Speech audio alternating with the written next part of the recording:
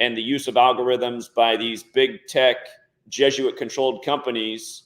And for people who are not familiar with the Jesuits, you're going to get real familiar with who they are this weekend, because by understanding the Jesuits, the rituals they're into, it helped pad a lot of people's pockets from calling another correct future with why Argentina would defeat France in the World Cup, as we called before the tournament began. Of course, you guys follow me on TFR. I had people calling in all the past year asking me who I thought would win the World Cup, and I kept saying it's probably going to be Argentina because it's the first ever World Cup in December, scheduled the day after Pope Francis' 86th birthday, and they won the World Cup in 86.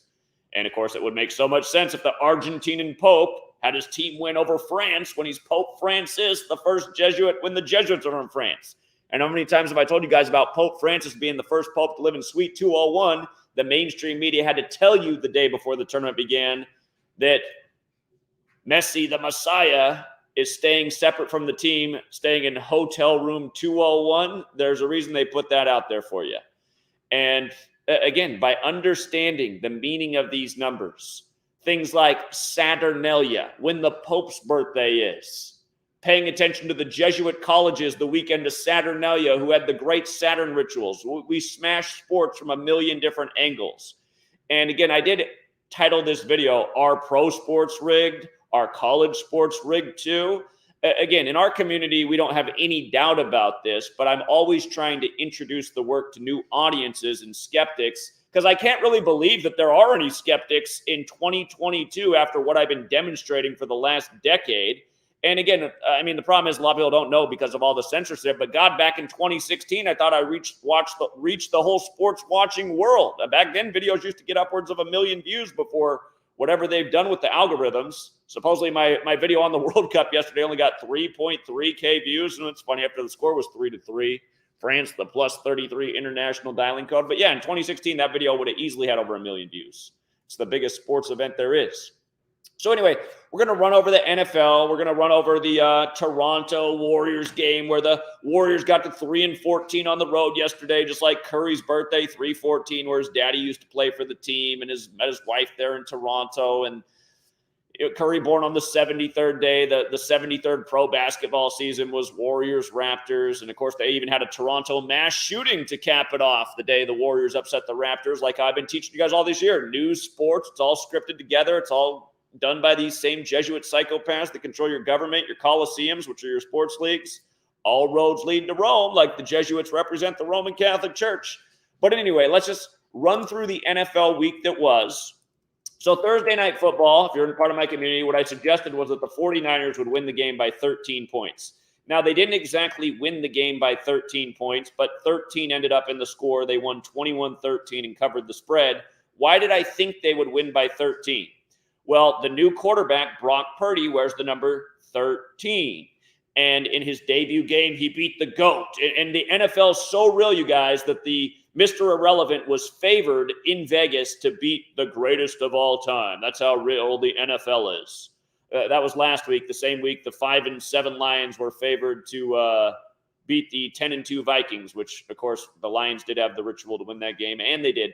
But anyway, last week, Purdy, number 13, rushed in the 13th points of the game versus the 49ers and won the 49ers their 13th home game over the Bucs all time. So we talked about how important 13 is. Of course, in Gematria, NFL equals 13, as does TNF, the acronym for Thursday Night Football. I thought we might see the Niners win by 13. And just to put it out there, pay attention to if Brock Purdy, finishes the year off perfect for the Niners and gets them to 13 wins. What would be interesting if he did that is his passer rating in the first game against the Bucs, his first career start, was 134. If the Niners do sweep the rest of the season, they are going to be 13-4 for the year. And again, it's all number games. So keep an eye on that. Again, I'll continue to look at the games each week and see if there's any red flags with that. But that was the speculation. And sure, they didn't quite win by 13, but the 13 was paid tribute to, beating them 21-13. Vikings and Colts. What I advised for my community was, if you're going to play this game, I did say this was a tight game, take the Colts with the points. The Colts were a 4-point underdog. They did cover the spread. The ATS numbers suggested they would cover the spread. And that's exactly what happened. And the Vikings, Kirk Cousins picked up his 71st career win, and the team got to 7-1 at home on 71 date numerology. Cousins also got his 42nd career home win Big Saturn number on Saturnalia. And just think about the ritual, you guys. Jeff Saturday becomes the Colts coach this year, replacing Frank Reich.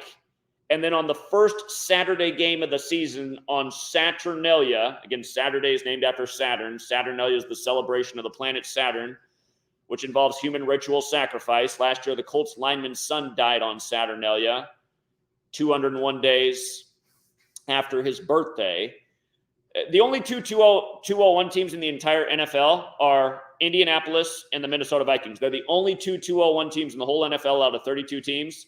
Saturn worship equals 201, just like the Jesuit order equals 201, like Jorge Mario Bergoglio equals 201, who's the first Jesuit pope, the current pope, who turned 86, the same day the Dolphins fell to 8-6 in prime time. But anyway, the Vikings had the numbers to win this game. And like I pointed out, if the Vikings won, they would end their losing streak of 6 games to the Colts, which they did, in Saturn's the 6th planet. Just like how the Raiders won in crazy fashion yesterday, ending their 6-game losing streak against the Patriots. But again, about Jeff Saturday replacing Frank Reich, this became the biggest comeback in NFL history. 33-point comeback, down 33-0 at halftime. Frank Reich, who was the coach of the Colts at the beginning of the year, who played for the Bills, who had the final game of this day, Frank Reich had the biggest comeback in NFL history prior. 32 points. NFL equals 32. 32 teams. 33 is a big number with Masonry. American football is credited to the Freemason Walter Camp. Modern Freemasonry is a Jesuit creation. Jesuits and Masons, the federal city, D.C. The Jesuits have been there the longest. The Masons have been there almost as long. Again, modern Freemasonry created by the Jesuits. They've both been there longer than the federal government. Think about that. Anyway, you had big Saturn numbers on this. One of the biggest Saturn numbers, arguably the biggest, is 93. 93. Minneapolis, Minnesota equals 93. It's the city on the 93rd meridian. The first game of the Saturnalia ritual is on the 93rd meridian, after I've been teaching you guys about it for a decade now, about Saturn and 93 and where to choose the news and sports and history. Next game. Why did we like the Browns so much in the next game? It wasn't about take the points. It was just take the Browns to win. They're winning. Harbaugh is getting his 93rd career loss. And think about how symbolic it is. The old Browns team became the Ravens. I've been talking about how the Raven also equals 93, like Saturn, which the Ravens are named after. A lot of rituals over the years with the Ravens in 93. But just think about the odds of it. Harbaugh, who has this long career with the Ravens, just coincidentally is getting his 93rd career loss on Saturnalia against the Browns of all teams. Scores 13-3. Football has the Gematria 133. Of course, Ohio's the birthplace of football. 13 is also the 6th prime number. 6th prime number. Like how the Vikings snapped their 6-game losing streak to the Colts. Browns got their 6th win. Ravens fall to 9-5. Baltimore equals 95. Again, Gematria, if you're new here, based on the alphabetic order forwards and backwards. Also forwards and backwards with numerology. Football also equals 43. Browns equals 43. Or excuse me, Browns got to 4-3 at home. Just another football tribute. Football equals 133 when you run the alphabetic order in reverse, 43 when you run it in reverse with numerology. You got a 13-3 score, 4-3 at home. Tribute to the birthplace of football, Saturnalia, the keeper of time. Anyhow, Bills and Dolphins. Love the Bills in this game to win the game. Dolphins fall to 8-6 on the Pope's 86th birthday. They fall to 3-5 away. Saturnalia equals 35. By the way, Matt Ryan became 3-5 versus the Vikings for his career against Saturnalia 35. Matt Ryan now has the biggest lead give up in Super Bowl history and in NFL regular season history. Matt Ryan, of course, Jesuit educated. He gave up the 25-point lead on 2/5 in the 97th NFL season, the 25th prime, the year they moved the touchback to 25 yards when Falcons equals 25. Again, if my channel had not been deleted from back then, you could go back and look at the video where I guaranteed Brady would win that Super Bowl. By the way, we've smashed all Super Bowl futures in the time I've been here. Smashed sports futures left and right, college and pro. Again, it's sad that I always felt sad for people who didn't find this work back in the day. For 5 years, I put out everything for free. Picks, everything. And then after 5 years of doing it, put it behind a paywall because it was time. I got kicked out of my own profession, for people who don't know. I used to be a school teacher. They don't let me teach anymore because of the book I wrote. They act like I'm some great hate speaker for revealing how rigged the game is. That's what hate speech is. It's all politics. I just lost my video about the significance of I'm getting so much censorship on my old blog. Google's deleting everything right now, just taking down everything. But my documentation of the Christchurch, New Zealand shooting on the Ides of March got taken down for hate speech today. It's just like, it's been up since March 15th, 2019. Anyway, a lot of stuff's getting taken down all the time. It's censorship. Be glad you came across this information right now before it gets deleted again, because surely it will. Anyhow, again, Saturn's the 6th planet. Bills get to 6-1 at home. 61 points scored in the game. The 18th prime number. Bills equals 18. Dolphins fall to 8-6. 3-5 away. You had 6s on both sides. Saturn, the 6th planet. Saturnalia games, no-brainers. Eagles were a no-brainer to win. I did think the Eagles were going to cover the spread in this game. It's always better when you have a ritual on both sides with the ATS that lines up. If you're gonna go with the ATS, and I only had it on one side, so you could argue that I was wrong there, that because the Eagles did not cover the spread. Falcons and Saints. I like the Saints this week. Why? They got to 4-4 at home. Saints equals 44. Remember when Tom Brady just got his 44th career comeback over the Saints in the fourth quarter? Remember that on Monday Night Football the other week, his last win. Both teams became 5-9. Atlanta, Georgia equals 59, big number in the city. Georgia also equals 44. You might recall the year that I put out the information that either the Packers or Falcons would be in Super Bowl 51. That's the one where Ryan gave up the 25-point lead on 2/5. I said it was all about 44 because Georgia and Wisconsin are the two 44 states. That ended up being the NFC Championship. Falcons won with 44 points. So it's a big number with Georgia as well, 44. You might recall last year, the Super Bowl on the 44th day of the year. First time that ever happened. Who won? Matt Stafford, the Georgia product, after Georgia beat Alabama in the championship. We called Georgia Alabama before week 2 of college football was played, why Georgia would beat Alabama. But yeah, Matt Stafford ends up winning the Super Bowl on the 44th day of the year. Matt Stafford equals 44 like Georgia. Getting a lot of Manchurians in college and pro sports, especially at the QB position. But anyway, Dalton also got his 47th home win this week. 47 is the 15th prime number. This was NFL Week 15. And the Falcons coach got his 19th career loss. Saints equals 19 in Gematria. You might recall when Sean Payton was the coach of the Saints, he was the first NFL coach with COVID-19. And the only other team with a 19 connection in the league is Seattle. Seattle equals 19. Only city I'm aware of in the world that equals 19. And where did COVID-19 start in the U.S.? That's right, in Seattle with the big old needle across the street from the Bill and Melinda Gates Foundation, the Space Needle. Anyway, Lions and Jets. We like the Lions a lot this week. It was an even money line, good value. Why did we like the Lions? Because Jared Goff could get his 54th win. Jets equals 54 in Gematria when you run the alphabetic order forwards and when you run it backwards. There's not a lot of things that are the same forwards and backwards, but 54 is always a huge number at the Jets. Jared Goff gets his 54th win. When you run it in reverse numerology, Jets is 27. The Lions coach Dan Campbell stayed on 27 losses. We've been killing it with the Lions lately. They've had great rituals. Steelers and Panthers, I had the wrong lean on this game. I wasn't crazy about this game, but Tomlin's next win is his 160th. He picked it up in this game. His next game was against the Las Vegas Raiders, which happens to equal 160.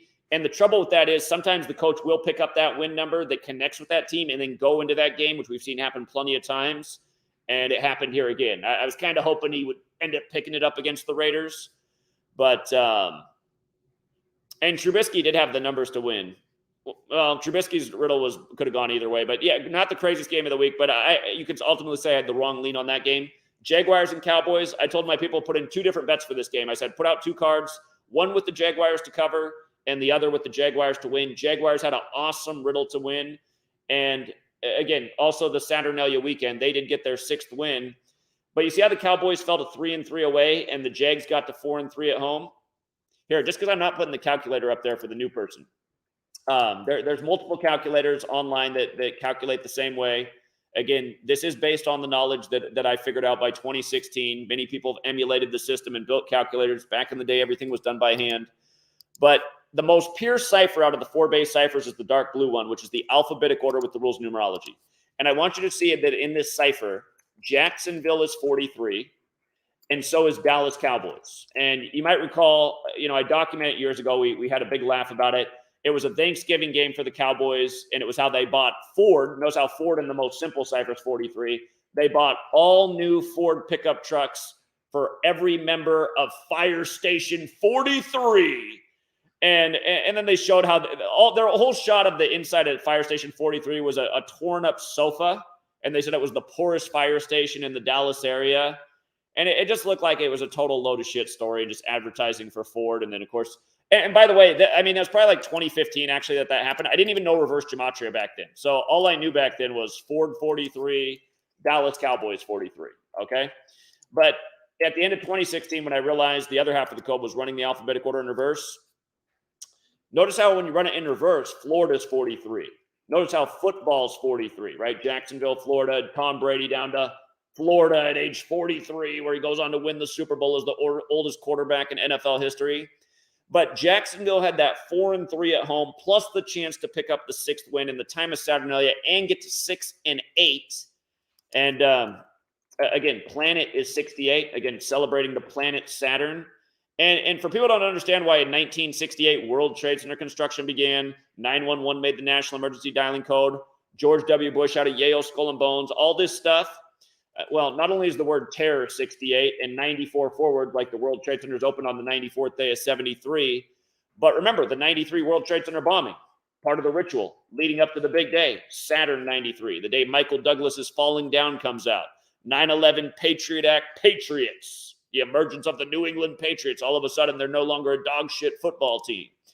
But anyway, this is why Jaguars had the numbers in the ATS to cover the spread too. So that was another thing going in their favor. That's why I said take a card with them to cover and then also take a card for them to win because they had a great narrative to win. The risk of them not winning was, you see how the Cowboys fell to 10-4? There was a chance that they could have improved to 11-3, and that's why it was also safer to take the points because Dallas is 1-1-3. But then again, Dallas is also 13, the 6th prime number, like they get the 6th win. Dallas also 41, the 13th prime number, the city established in 1841. And what was I going to say about Arlington, Texas? Oh, yeah, Arlington, Texas, where they play, is 179, the 41st prime. Okay. So the Chiefs and the Texans. Now, remember, in history, the Dallas Texans became the Kansas City Chiefs. If you didn't know that in football history, yes, it's true. Look it up. The Dallas Texans became the Kansas City Chiefs. So notice the Chiefs got to 11-3, right? This is something I said to watch this weekend. Dallas 1-1-3. I said it'd be interesting if the Chiefs and the Cowboys both became 11-3 this week. We'd have to think about that. And notice how both games are very similar, right? Man, the Texans nearly beat the Cowboys last week.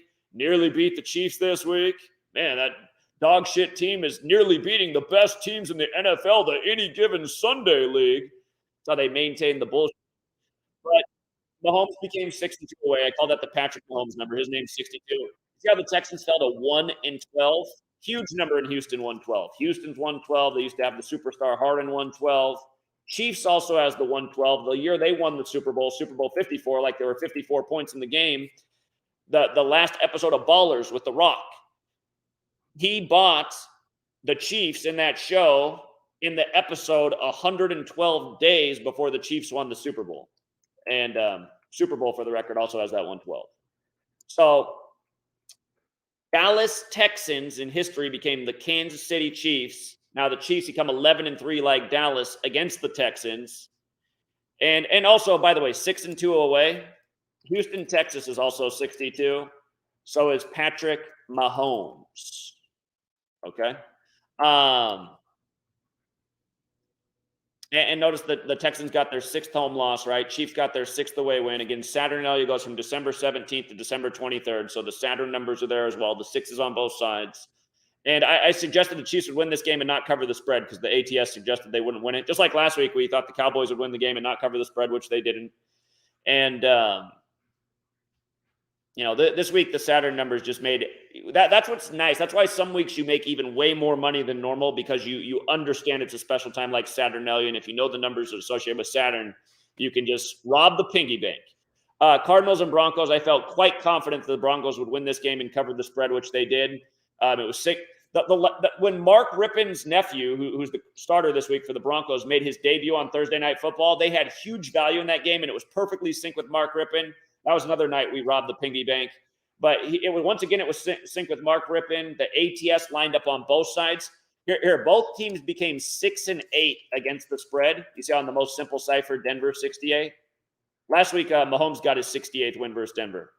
And I think he got his 31st road win, if I remember right, too. 68th total win, 31st road win in the regular season, if I'm not mistaken. I know those numbers lined up for him. So, yeah, I felt real good about the Broncos. By the way, yesterday's call-in show reminded me why I stopped doing call-in shows, because there were a lot of new voices calling in with totally new decoding methods, going against my picks, a guy calling in with a bogus way that the Cardinals were going to win. And, again, it's why I stopped doing shows for a while, because it's just like people calling in that I don't think are serious. I think they're just trying to call in and cause confusion and go against my picks. It's like, just calling them with again, the Saints looked pretty good yesterday to win. And one guy called in and it seemed like he was helpful, but he had all these new random ways of decoding for why the Falcons were going to win. And like I said to him, I was like, well, again, 19 hits in almost every Saints game, and the Falcons coach can get the 19th loss. And Dalton get his 47th win in week 15, or 47th home win, the 15th prime, and the 5-9 things there. And it's also Pope Francis's birthday weekend, who's Mr. 59, who's blessed. The only Super Bowl he blessed was on the 51st day of his age, which was Super Bowl 51, which the Falcons were in, and they lost. And, yeah, so, again, yesterday reminded me why I stopped doing call-in shows. By the way, just coming back to the Jaguars-Cowboys game, 74 points in that game. Take a look. Jacksonville, 74 in reverse, and that same cipher, Dallas Cowboys, 74. And that's the value of running it forwards and backwards. 43 forwards, 74 in reverse. They're 4-3 at home, 74 points. And then Raiders-Patriots. I warned people that this game was close, but I said because it's the Saturn weekend, Raiders can get that 6th win, end the losing streak at 6, Saturn the 6th planet, and get to 4-2 at home when Saturn's 42. And that's what they did. But the reason that game was risky is because a number that's been playing hard in Vegas is 86. And the Patriots did have a narrative to get to 8-6. So, like I told you, though, if those Saturn numbers are hitting, and they were, probably go Raiders' way. And they also got to 6-8. 6-8 on the planet worshiping weekend.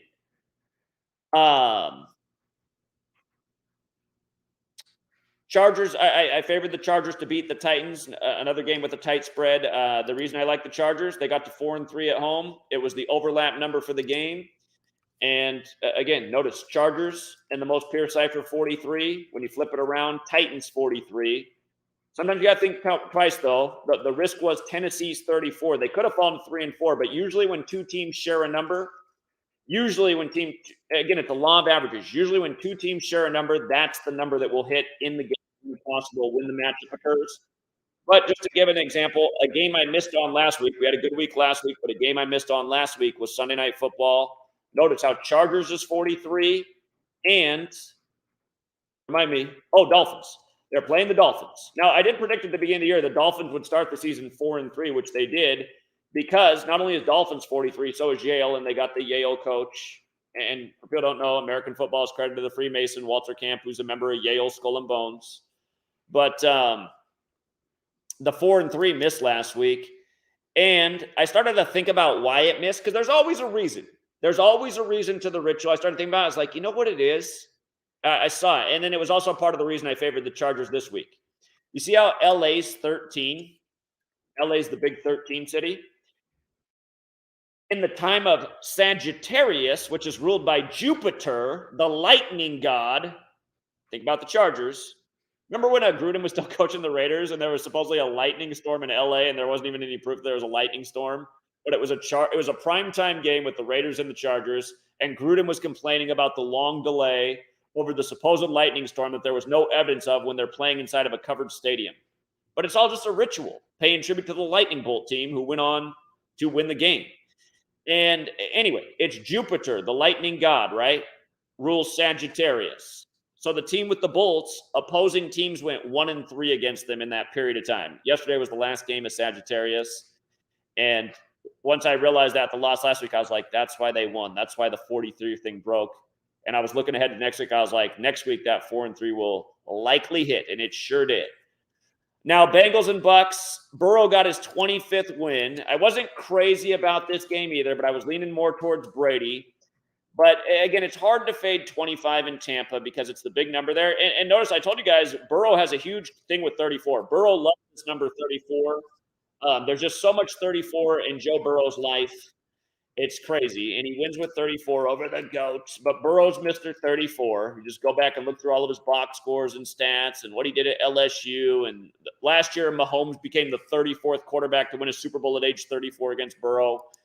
And it was all part of the Ukraine Bowl. Again, it's a lot to explain. It's all rigged by the same Jesuits. Has anyone seen any proof of a war? Every day we got headlines like, supposedly 30 drones shot down. According to this person, 10,000 Russian troops. It's just like, are you guys reading the headlines for this supposed war that we've seen no evidence of? I still remember at the beginning of the year when you had the CNN reporter on like a prop scene that looked like it was from Wag the Dog.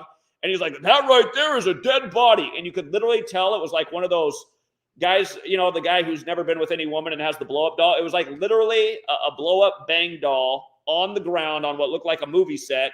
And a guy said, that's a real dead body right there. I was like, wow, real dead body. For who would believe that? Like someone who's 2 years old? I don't think a 2-year-old would fall for it. I think that guy just got done with the blow-up doll, and it was all part of the ritual to see how dumb the people are watching CNN. But anyway, Burrow got the 25th win. Why was I leaning more towards Brady? Notice they stayed on 6 wins and became 6-8. The reason why is right here. He's destroyed the AFC North in his career. He was 17-1. I think it was at home. He was 17-1 at home versus the AFC North for his career. He could have got his 18th win on the 18th. And he also, what's the other one I'm missing? I forget what the other stat is I'm missing, but he could have become 15-6 in an important stat category against the Bengals. 15-6. And you know what? You know why I'm cursing? Well, the 18-1 would have made a lot of sense. But the thing is, like 15-6 is not like, had he been able to pick up his 156th win, that would have been a lot better. 15-6 is like 156, but it's not as good. And again, Burrow did get his 25th win over Tampa Bay. Okay. So in the Giants game, guess who got their 93rd loss last night as a coach? Ron Rivera, Saturn 93. Taylor Heineke, which kind of does sound like Hanukkah, he fell to 12-12 as a starter, losing with 12 points. And it looked like he really wanted to stay on 12 points because he could have made it into the end zone. The refs pulled a touchdown away. There was a massive pass interference call at the end of the game that didn't get called. But I've been teaching you guys about 12 and SNF for a long time. Heineke fell to 12-12 as a starter, losing with 12 points. Rivera got his 93rd loss. Notice also the Giants got their 21st win in NFL Week 15. 21st win. Saturn's 21 in the most pure cipher, which in terms of the Gematria ciphers is actually the value for Saturn that makes the most sense because 21 is the 6th triangular number, which means if you had 1 through 6, it equals 21. Again, Saturn's the 6th planet. On the day of Saturnalia, there were 2 games in the NBA where a 21 could get picked up. It was the Bucks surface record, and it was another team's head-to-head. Both 21s got hit on Saturnalia in the NBA. And again, Rivera gets his 93rd loss. Giants get the 21st win in the week. Heineke falls to 12-12 on SNF. And shout out to Jeremy White, who recorded this on Sunday Night Football. Oh, yeah, he also recorded when Matt Ryan in his 201st career game as he gave up a huge lead to the Cowboys, which we hit a monster parlay that day. We were all nervous because it looked like the Falcons were going to ruin our parlay. This is back when Matt Ryan was on the Falcons against the Cowboys. I was like, how is this happening? There's no way he's going to win this game. And then he didn't win it.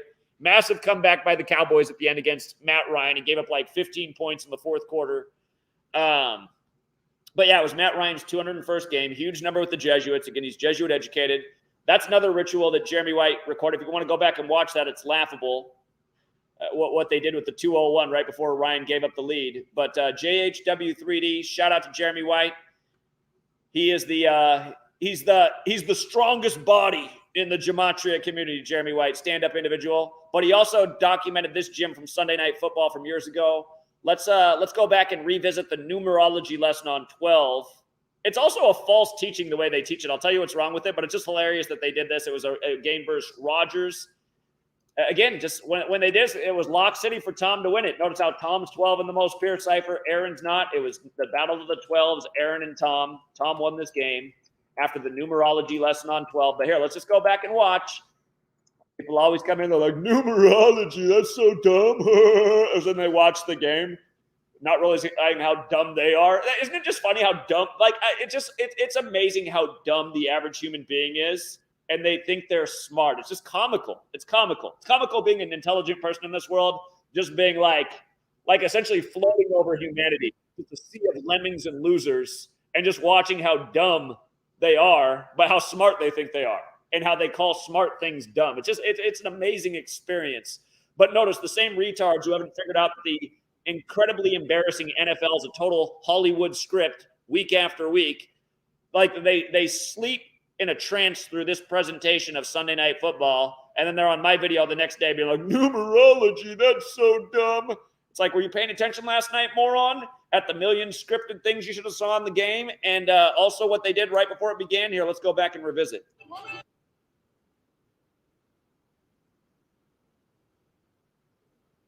Hold on. Hold on. I probably have to turn off this noise canceling thing. By the way, Conley RB, sit tight. I'll be with the people who join the stream soon. I just got to finish the presentation, but I think I got to turn off a setting so you guys can hear this. All right. This is a little bit quiet. It is a little bit quiet, so you might need to turn up your speaker here for this segment, but let's watch this real quick. Sunday Night Football, the numerology lesson at SNF in 12, which, again, paid its dues last night with Heineke falling to 12-12, losing with 12 points. Here we go. Gillette Stadium, so much on the plate tonight for an appetizer. Down in the field of Michelle DuBois. Michelle. Well, Al, for centuries, the number 12 has been used as a measuring stick. 12 months in a year, 12 eggs in a dozen. And in the case of tonight's 12s, you could say we're measuring greatness. In numerology, the number is quite special. The number 1 is a prime number and signifies the beginning and the singular nature of the universe. 2 is about seeing two sides of any situation, diplomacy, partnership, and the mutable nature of life. And if you're a 12 person, you're known as dynamic and energetic, unafraid of pushing boundaries. You're often at the center of the action, preferring to be around people, as well as assuming a leadership position. Ring a bell? And then there's this, Al. 12 is the most worn number by quarterbacks already in the Hall of Fame, pro football's ultimate measuring stick. And eventually, Canton is going to have to make room for 2 more. You bet, Michelle.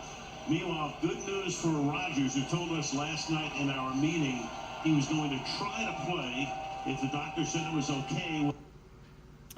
All right. So, again, we've talked about that a million times over the years. Shout out to Jeremy White, who caught that and documented it.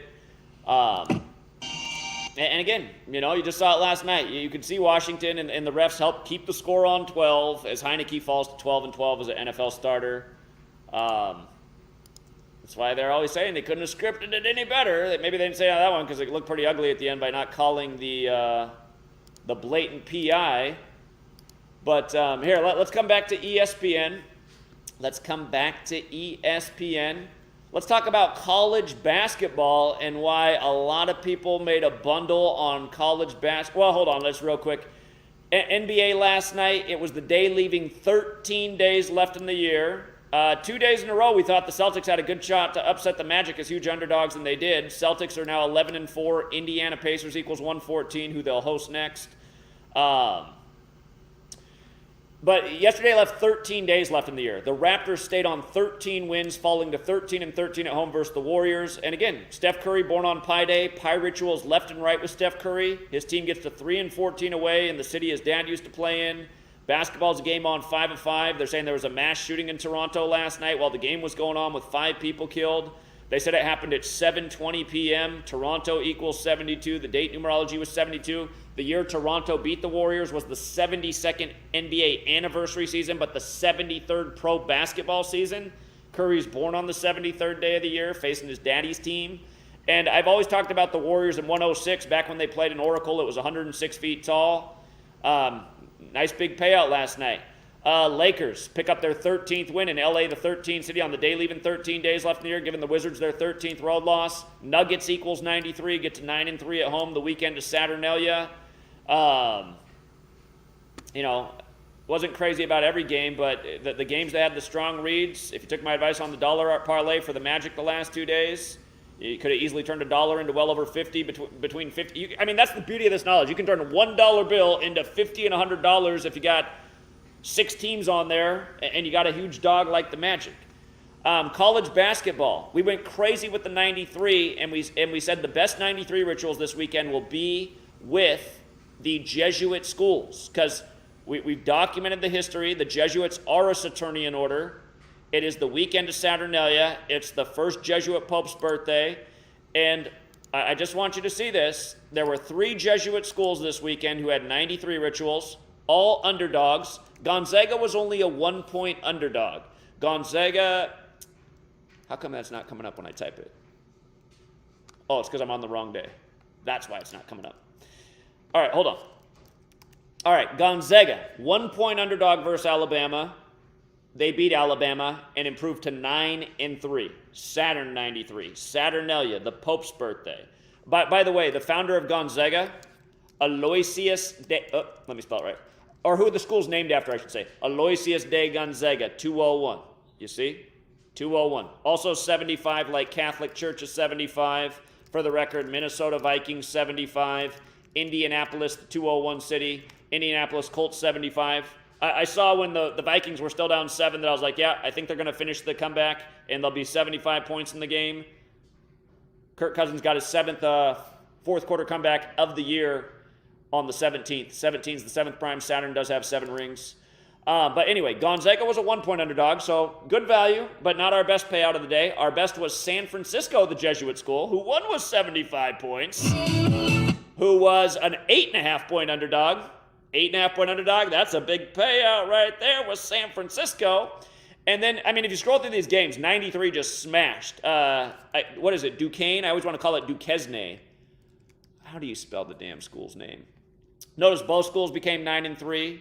Again, 93 played all over. School like DePaul fell to 6-6. Again, Saturn, the 6th planet. Look for those Saturn numbers. Look for those Saturn numbers. They smashed on Saturnalia. But yesterday, our favorite team from the tournament last year, the Peacocks, St. Peter's, 5.5-point underdog. What happened to their opponent who was favored? Fell to 9-3 the weekend to Saturnalia.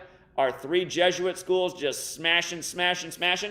And again, it's amazing that losers put out videos trying to dog my work in the last 2 March Madnesses. We killed both the last 2 March Madness tournaments.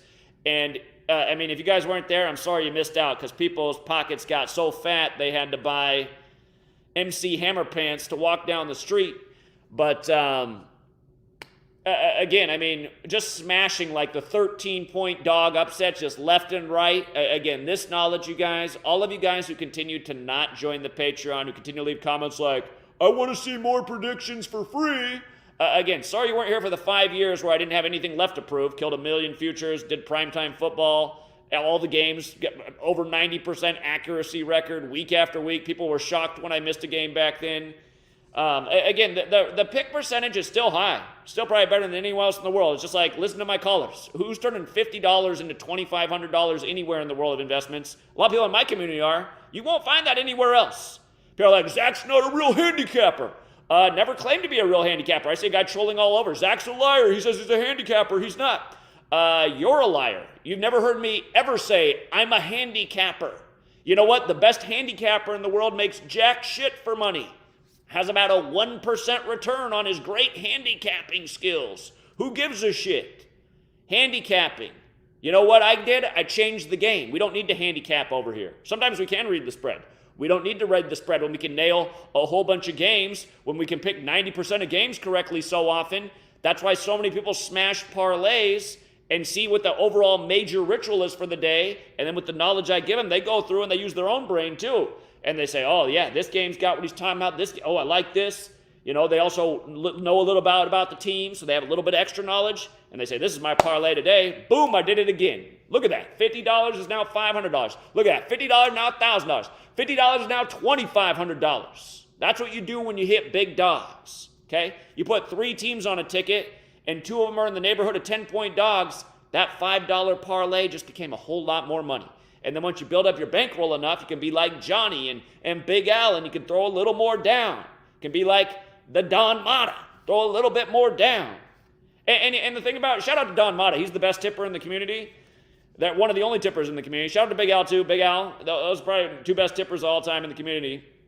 Shout out to Juan, who just tipped $50. He said he owed me a tip for the first time. He said he normally tips me $1 a month. He just tipped $50. I appreciate it, Juan. But yeah, I mean, I have a lot of people bragging to me about how much money they made this week. Thank you. Again, you guys, you should remember, I only charge you $5 a month. Would be nice if people tip better. And I'm sure, I'm not looking at the chat right now, but I can just imagine all the losers and lemmings and trolls and paid-for agents that harass me every day.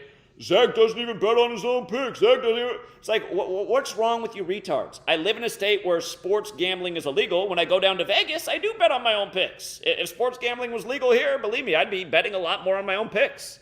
You're not in my shoes. You don't have federal people coming to your house. You don't have the FBI coming to your house. You don't have auditors coming to your house. You don't have cars crashing through your house on Christmas Eve.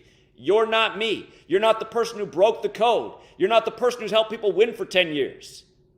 I'm sure there's somebody in a casino right now with my picture throwing darts at it. Fuck that guy. Cost us a lot of money again this weekend. Okay? All you guys who sit on the sidelines and can't find $5 to find out the truth, guess what? You probably cost yourself a whole shit ton of money by missing out on this whole NFL season. We've been torching the NFL all year, been torching NBA. I haven't done as much with, I haven't even really touched NHL this year. In the past, we've torched the NHL. Shout out to Luxy. I let Luxy do the NHL now. Part of the reason I don't do NHL is because that's Luxy's thing. I want people to support his Patreon. Shout out to Luxy. He does really great work with the NHL. Luxy_91. And,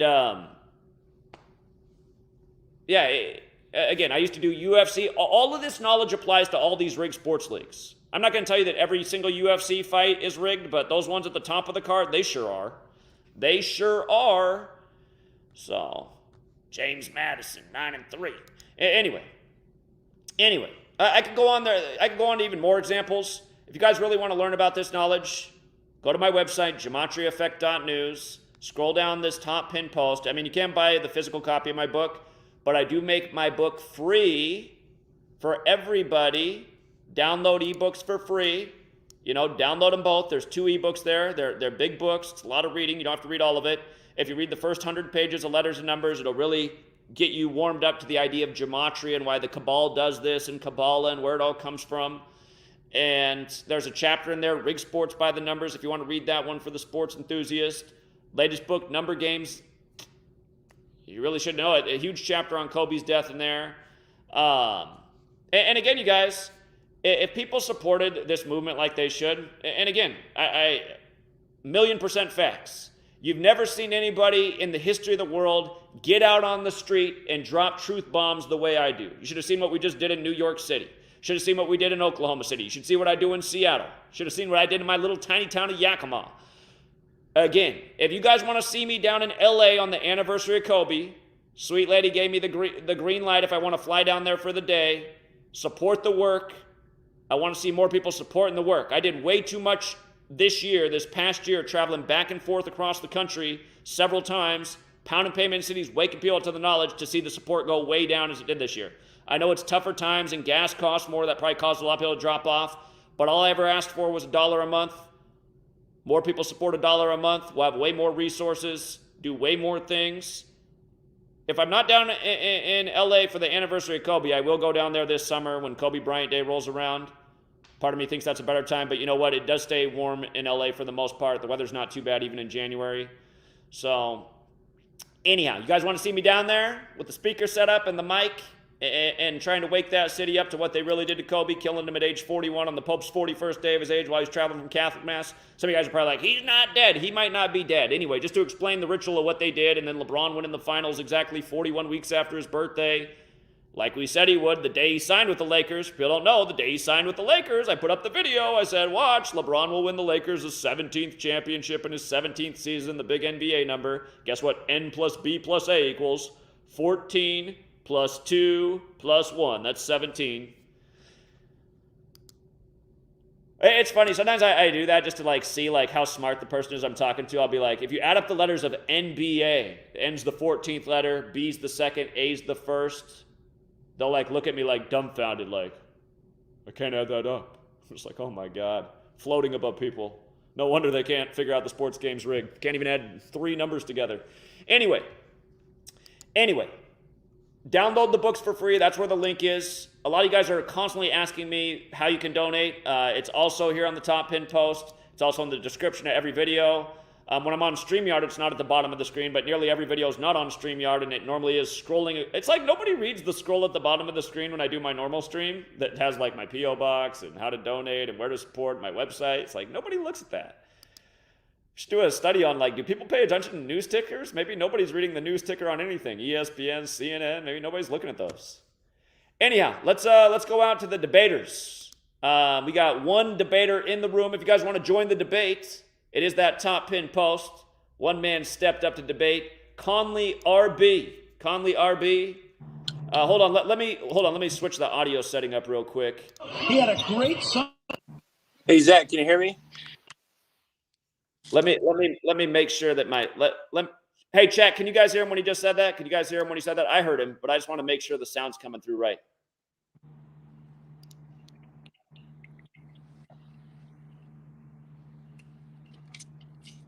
Chat, does he sound okay? Go ahead and start talking. I think they hear you just fine. Go ahead. What's up? Can you hear me? Cool. Yeah. My phone's gonna die. I was just gonna take like 10 minutes and I'll be back. If you just want to go to the next person. You're the only one in here. I'm the only one. Okay. Well, I just want to do a quick footnote, real quick. Did anybody talk about Messi and the fact he was staying in room 201 by himself down there at the World Cup? Oh, I definitely brought it up at the beginning of the stream.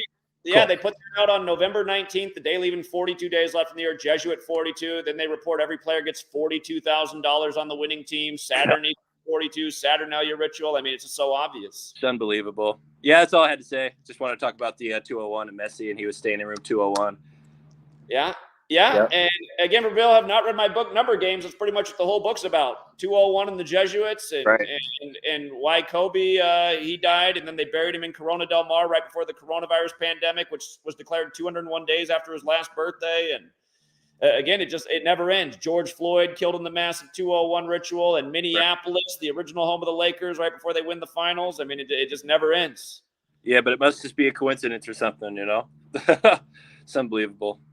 It's unbelievable that the whole English-speaking people in the world don't know about this knowledge, man. And again, the people continue to believe in the clowns like Joe Rogan and Alex Jones. Right. I mean, if people were legit, they'd be sharing my information every day. They would be. Yeah. But yeah, I just wanted to call in about that. And that's pretty much it for you. I just appreciate everything you do, Zach. And if I hadn't found you, I wouldn't be awake to reality itself. So thanks again, man. Whenever you guys say that to me, I don't accept that. Give yourself the credit that you listened. That was all you. Look at how 95% of humanity looks at this, scoffs, and walks away in 5 seconds. Stupid, yeah. So, right. Yeah. All right, man. Appreciate it. Appreciate it. See you. Yeah, come on. What's up, Moneymaker? Hey, what's going on, Chief? Yeah, what's up? Chilling. Yeah, I'm just just posted today. I wanted to ask because I'm definitely trying to understand more about historical significance of certain events or certain people to try to streamline that as far as my own personal decoding. Because I realize as you talk, there's a lot of things that I probably misunderstand about history or don't understand at all that allow you to kind of see the significance of certain numbers and their historical relevance, and then also the mythologies. Because sometimes I'm seen in different ciphers, like the Sumerian cipher.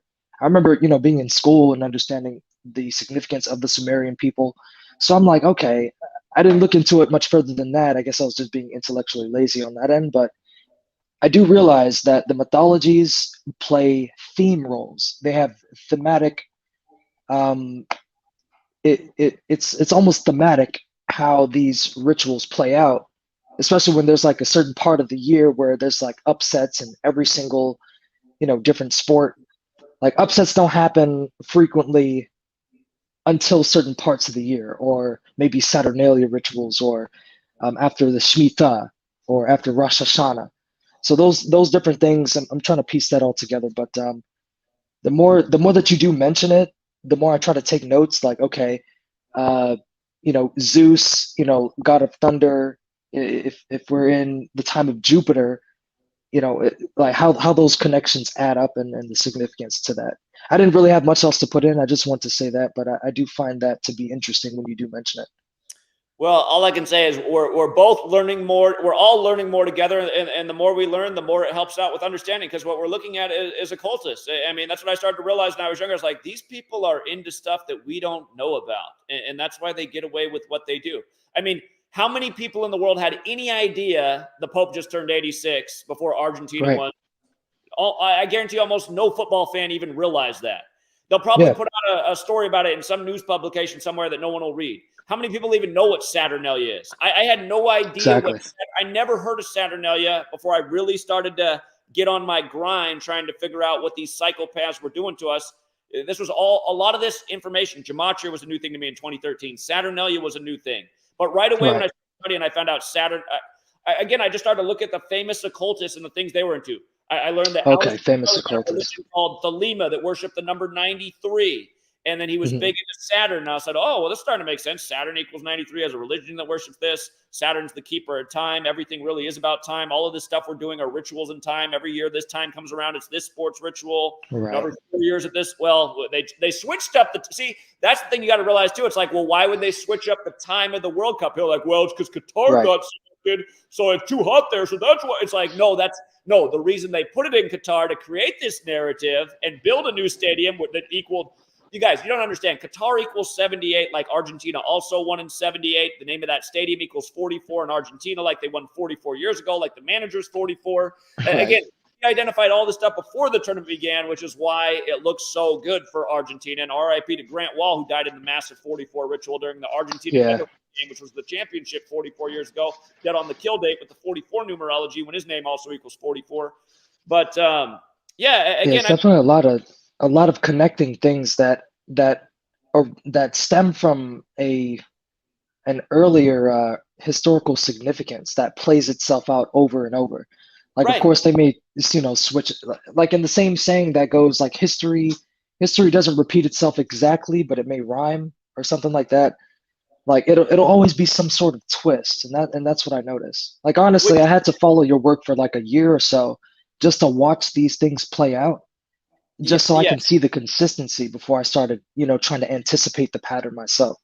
And now you're doing very well by understanding it. I mean, so you just like over the weekend, it sounded like you made about $30,000. How much have you made in the time you've been on this knowledge? Well, in the last 30 days, it's been about 37,000. Who's complaining about 37,000 in a month? Nice. Not at all. Nicely that was literally annual salary and overtime and a half, a little bit. For me this year. The average American probably makes about 40,000 before taxes. So I mean, yeah. Now, because you have gambling earnings, the big brother is going to be asking for a cut too. But well, yeah, and I'm anticipating that too. I do a little bit of investing, which kind of opens me up to that proclivity to being like, okay, all right, if I do take profit, like if I am going to spend it on something, what would be something I could spend it on that would benefit me, as far as taxes or, different rebates like that. But no, it's definitely so. And just for the record, because I know this will be looked at in time, it was December 2nd, and some of the people did reach out to me. As a matter of fact, when I shouted out my Instagram, a lot of people hit me up, and I appreciate all of you. But it was Miami Heat. It was like a plus 280 underneath the Celtics on December 2nd. And at the same time, the Rockets, damn, I forgot. I think it's Rockets Warriors or Rockets somebody, but they were plus 500. And that was the same day Offset was in Miami at Club 11. He performed a song that in the same Latin gematria, which is why I brought it up earlier. Because when I did that own digging of myself, and I saw that the Latin gematria for the song that he performed, which was a tribute song, I think it was something like Long Live Memory or something like that. The word of the song matched Takeoff, who died, right? And then it also, synced up because Houston has a lot of matches with Miami and also the word heat.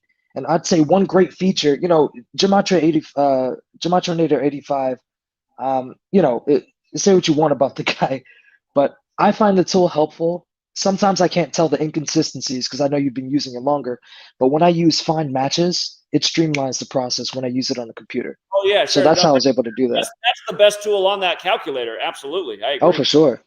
So it Yeah. was Miami Heat plus 280. I did a 2-team parlay with the Rockets. I hit that one because of the offset Miami ritual. And for And people who then aren't it following, the was Rockets were Argentina. money maker. Yeah. Again, and I gave it to you guys free last weekend. The Rockets, every time Artemis 1 was in the news, the Rockets upset every single time. NASA, Rockets, Even when I wanted to we've been bet documenting against this the shit for years. Rockets too. Yeah. And also the takeoff thing. Also the day they captured Takeoff's Right. killer, 31 days Yeah. later, the big Houston number. Oh, that's Guess who exactly what upsets? it was. The Rockets upset. That's exactly what it was. I'm glad you brought that Yeah, up because it was 31, and that's and I think it was Itachi Decodes, or maybe Chigozi that brought that up. Oh, and by the way, the other parlay that I hit to add up to that 37,000 total was 2 touchdown parlays and Dallas, money line.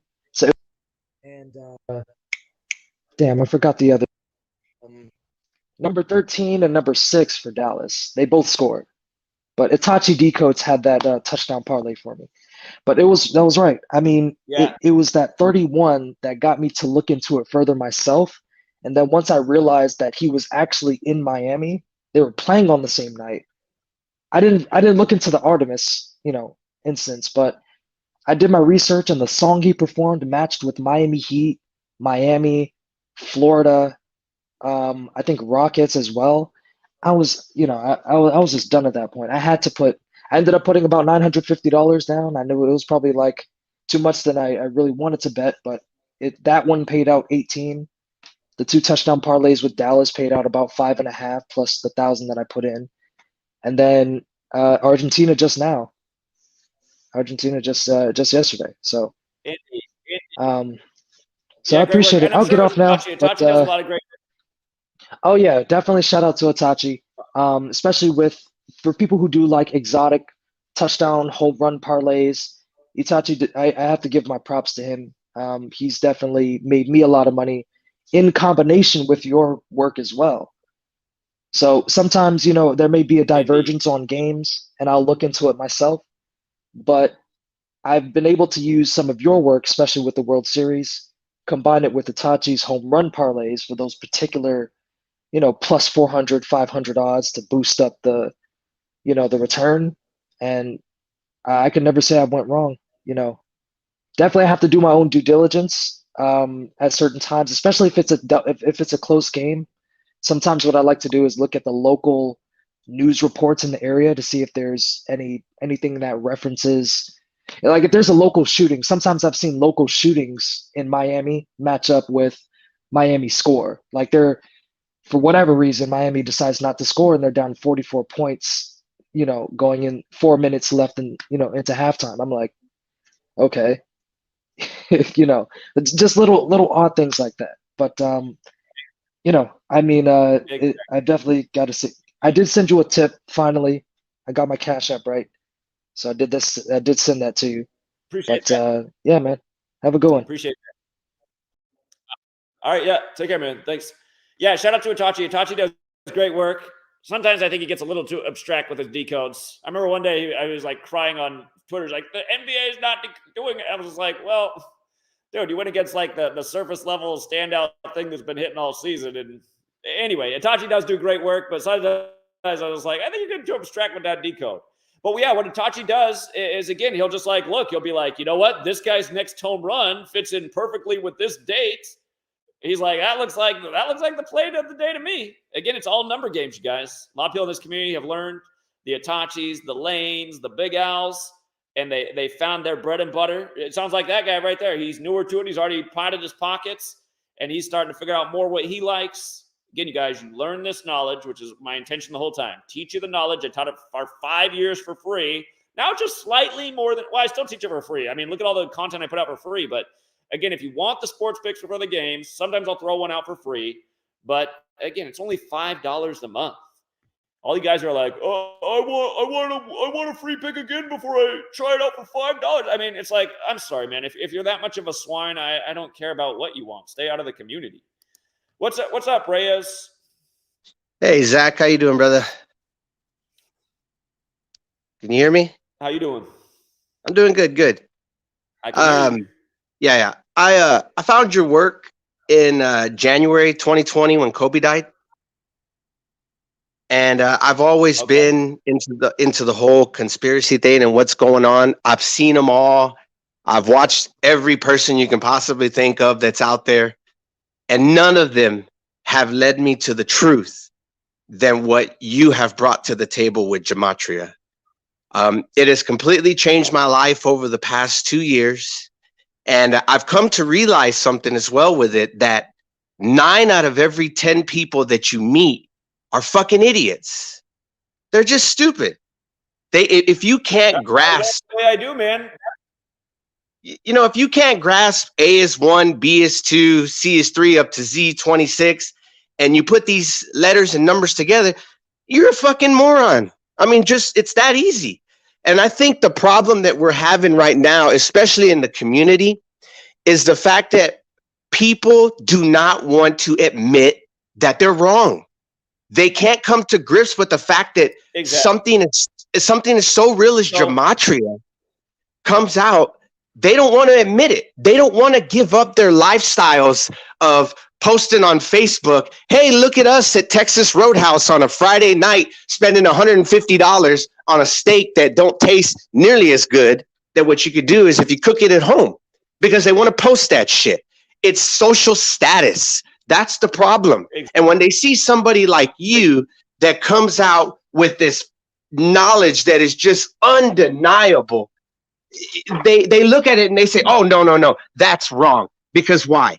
They went and got vaccinated because they're the idiots that went and got that damn jab, and that we're the ones that are saying, no, you people are so stupid. They won't let go of their Dallas Cowboys on Sunday, rooting every single Sunday. Come on, Cowboys, let's go to the Super Bowl. It ain't going to happen. They won't give it up, Zach.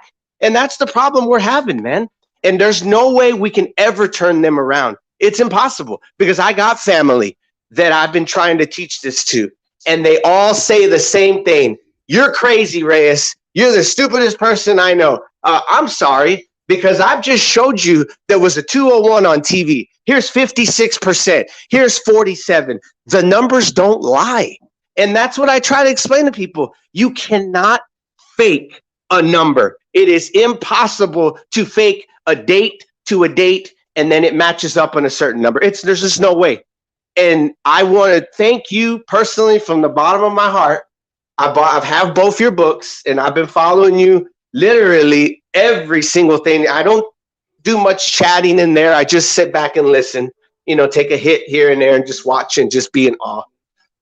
But there's just no turning it, man. So I don't care if people are out there saying that you work for the CIA, you work for the FBI, you make $50,000 a month. I don't care how much you make.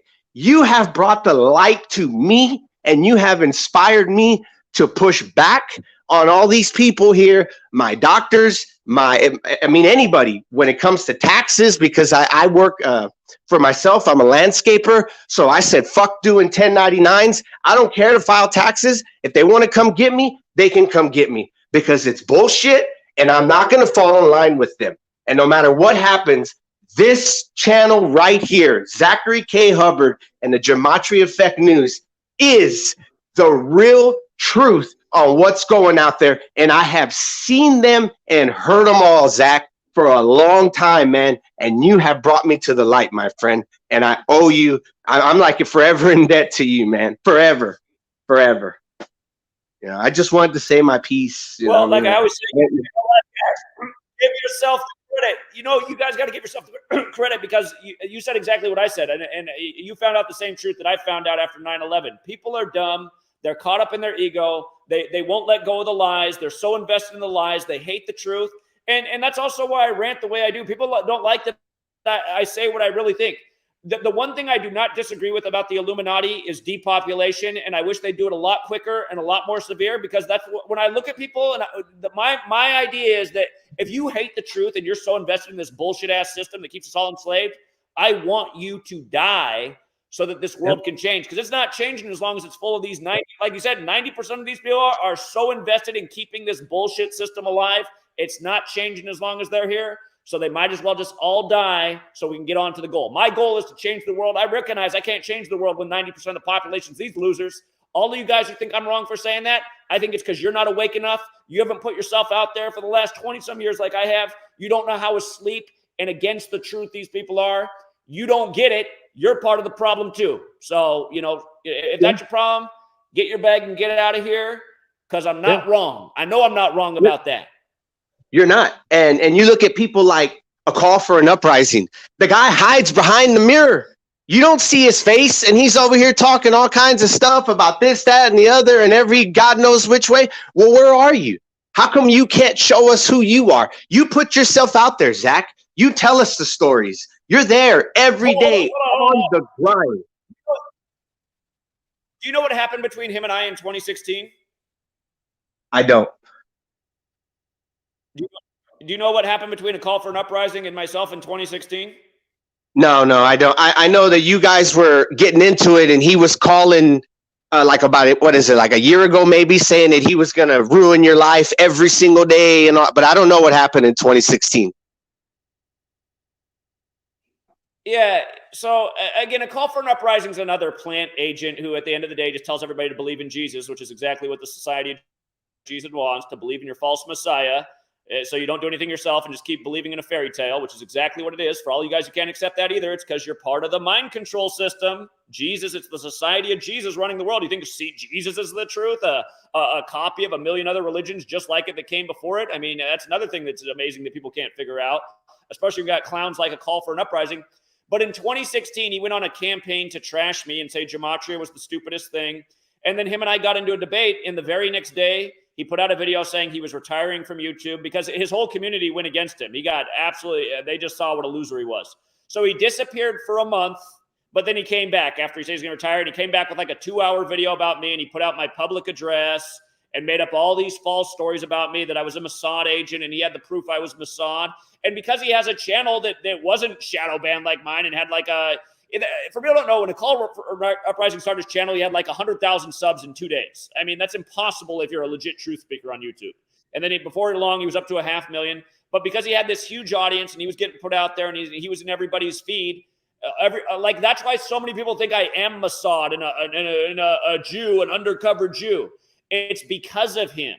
And again, another guy who hides his face, his name, gets on there, spews a whole bunch of bullshit that leads nobody anywhere. I mean, he's not wrong about everything. I mean, there's a lot of things he says that are true because it's obvious. But at the end of the day, he's not giving them any real knowledge to understand or get ahead. And then he puts down the one person and slanders the one person who was on the tube, yours truly, who was putting out the truth. And then he was on there, that debate. I don't know if you know who Jeff C. is. He's dead now.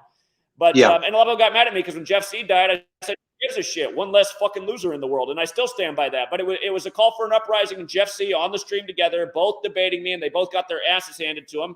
That stream's still out there. If you search like Zachary K. Hubbard, A Call for an Uprising, Jeff C., somebody has it uploaded somewhere. You can go back and watch and see how they got destroyed and dismantled, and you'll understand why he retired the next day. And it's too bad he didn't stay gone, because all he's ever done is come back and pollute the community.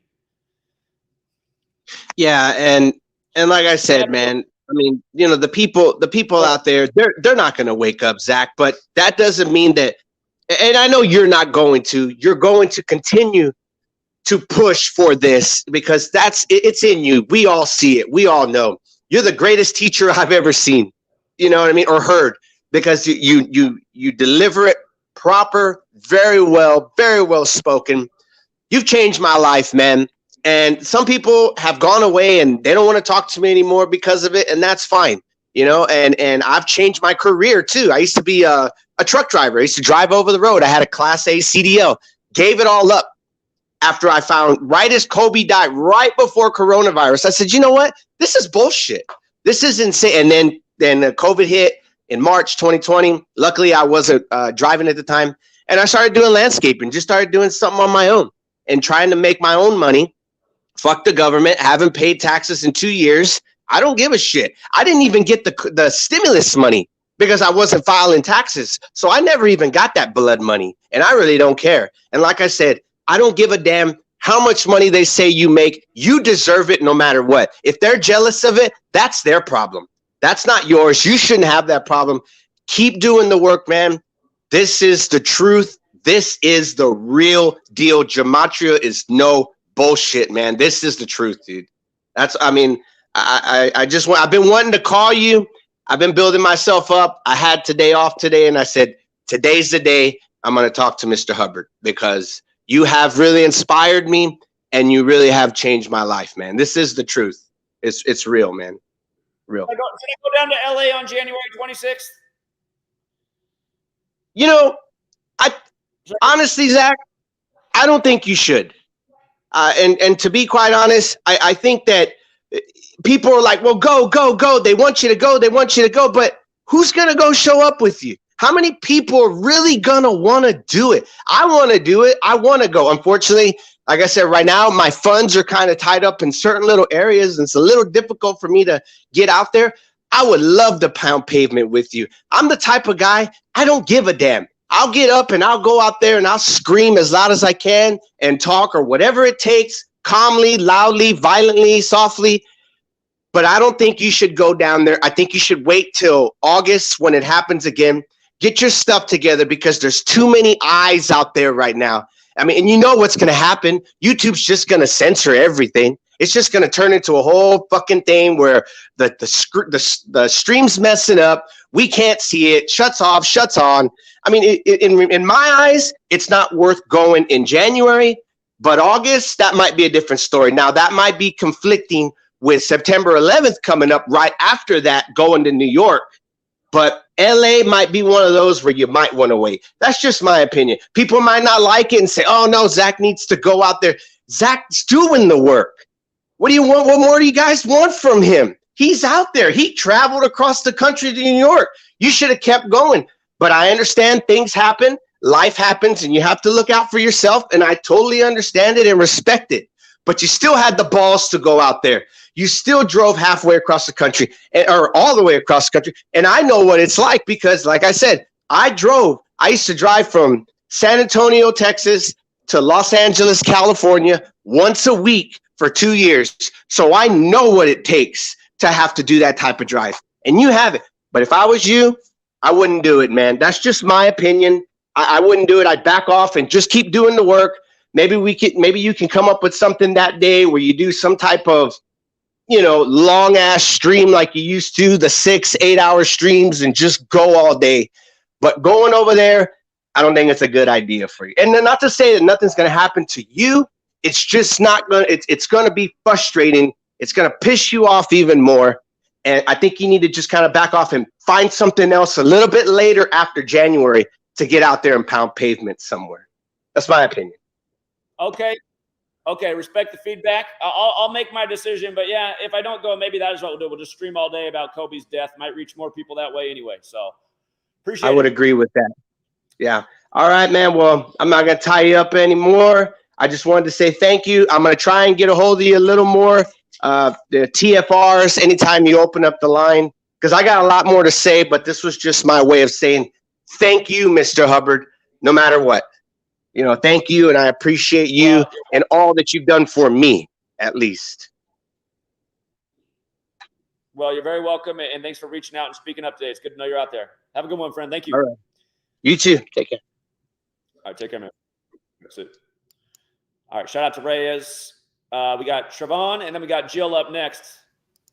Trevon, what's up? Yo, you can hear me? I can hear you loud and clear. Oh, okay. I wanted to know, what do you guys bet on? Do you bet on FanDuel when you bet on the games? There's all sorts of places online that you can bet. So yeah, FanDuel is one of them. Well, what would you recommend? You got to see if it's legal in your state, though. It depends on your state. Some states, some sites are blocked. Some states, they're all blocked because it's illegal. So you got to try it out and see what works in your state. I used to recommend a certain site until we put them out of business. But yeah, FanDuel is one that a lot of people use.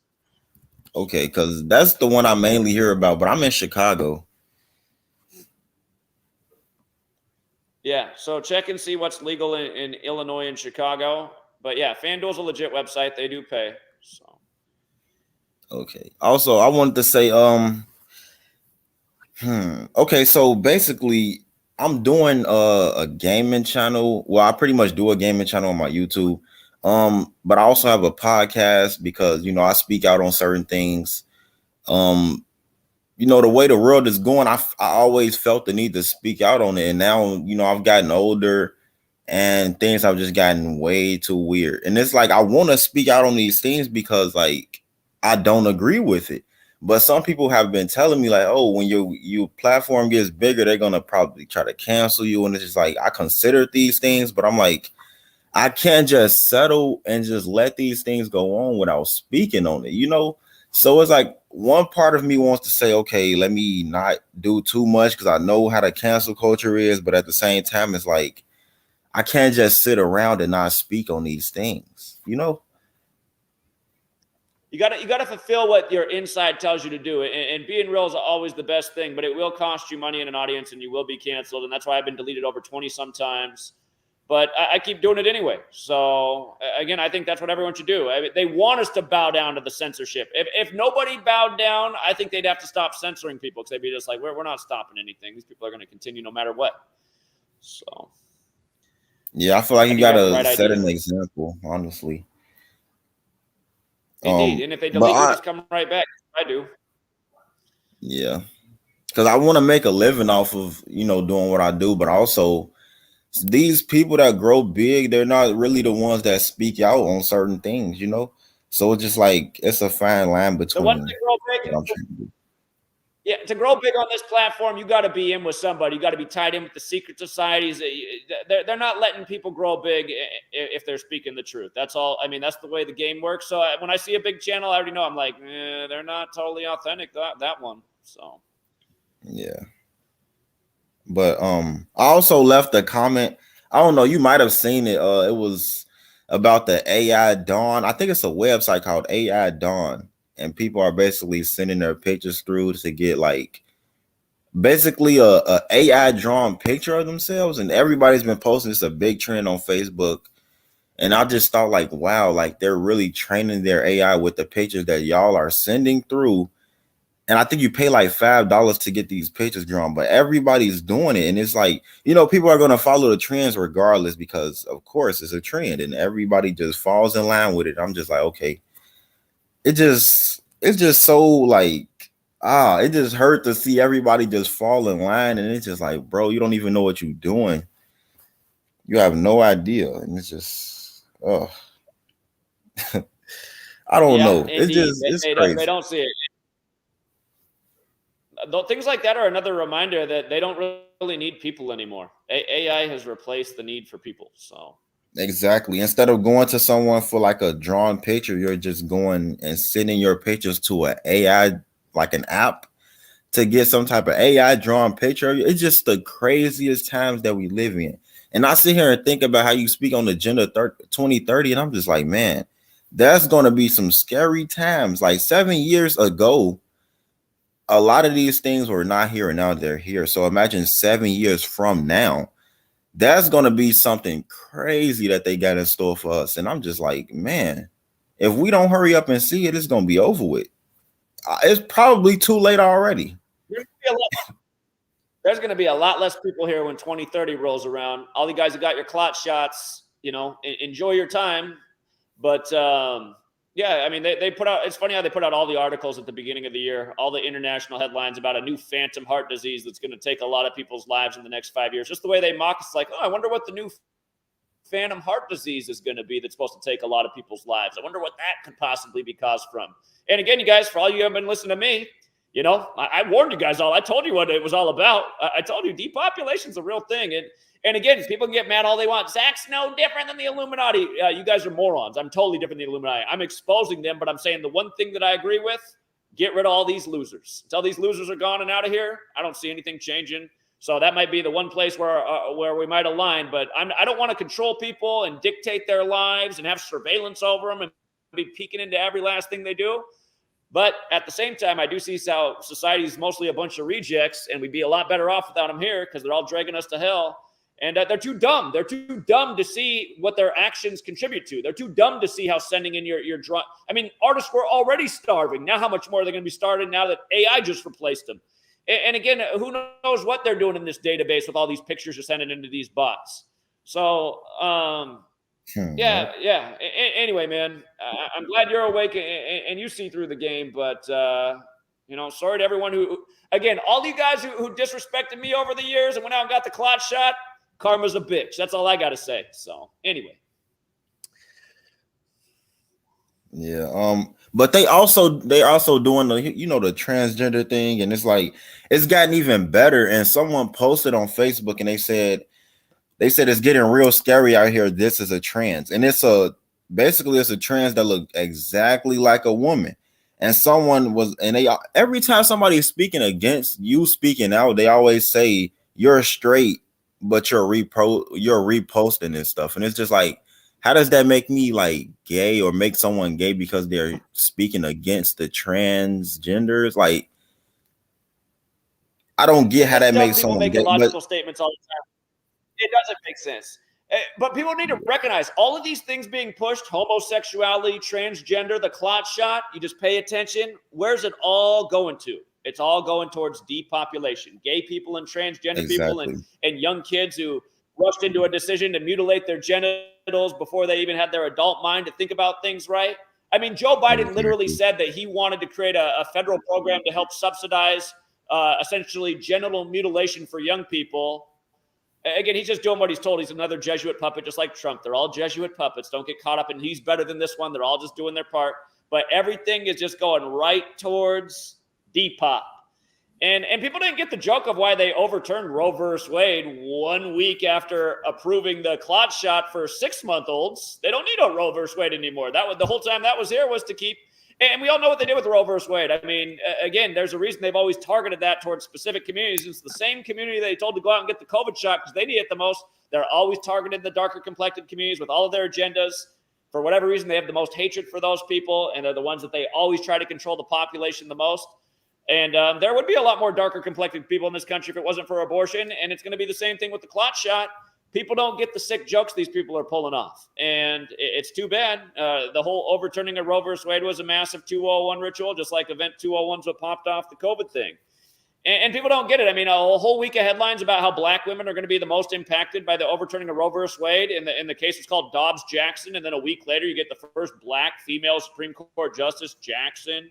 And then Jackson, Mississippi's underwater, and they're planning the next moon mission for Michael Jackson's birthday launch, and they're overturning Roe versus Wade on what was it, like the anniversary of Michael Jackson's death. I mean, stuff is sick. So anyway, a bunch of people filed in the room. If you got one more thought, please get it out there, and I'm gonna let a few more people on. All right. Well, I kind of wanted to read their basically what they were saying. Well, a few statements or things they had to defend these things, because I said, like, I came in and usually I don't comment on these things. It might irritate me when people speak on these things, but I usually don't say anything. But I had to say something. I'm like, I basically said like it wasn't okay. Like, it's not okay. And then the girl ended up saying to you, like, oh, to you it's not okay. But I'm like, you don't see the problem with all these things when you tell me, oh, you basically make it seem like what I'm saying is opinionated. But honestly, yeah, it might be, but I honestly don't think it's room for debate on whether it's right or wrong. And for some guy to pop up and he even, well, no, she said nothing is wrong with it because she's beautiful either way. And before she was fully a she, he was handsome. And I'm like, what? Do you hear the words that are like, that is bizarre to me. She's beautiful, but before she was fully a she, he was handsome. I'm like, bro, this cannot be real. That makes no sense to me. Like, he was like, that is the weirdest thing I ever read. And I was like, oh my God. Like, this is really the times that we live in. People just choosing their genders like it's a video game. And I never, that's the one thing that's gotten so crazy. Like, I knew things were going to get bad when I was 18 years old when 9/11 happened, because I was like, man, if the population's this dumb and it'll go along with this obvious lie, how bad will it get? I could never have predicted that we're now like having conversations like, well, I think maybe a guy should be able to compete against women if he identifies as a woman. I mean, it's just like, this is so ridiculous.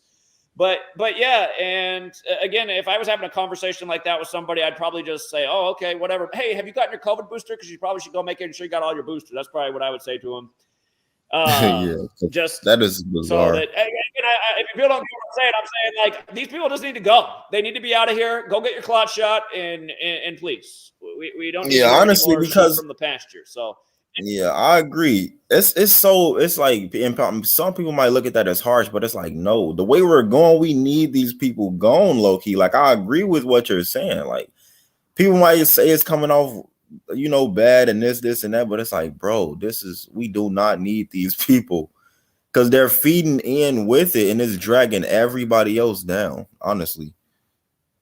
And people, every time you speak out on you're too woke. It's just like, why is that?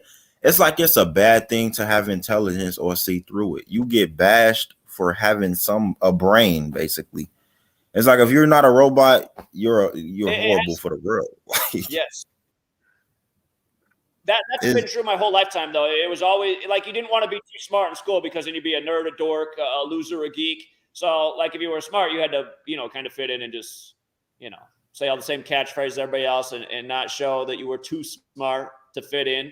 I mean, that's the way our society has always been. It's kind of been a negative culturally to be intelligent. So, yeah, that's appreciate it, Trayvon. Yeah, man. Start your channel, speak up. Don't be afraid of getting censored. Just keep coming back. And yeah, if you need some funding behind it, just tell people like, listen, man, expect this channel to be going down all the time, but here's where you can support me to keep the message alive. That's what I've had to do. So.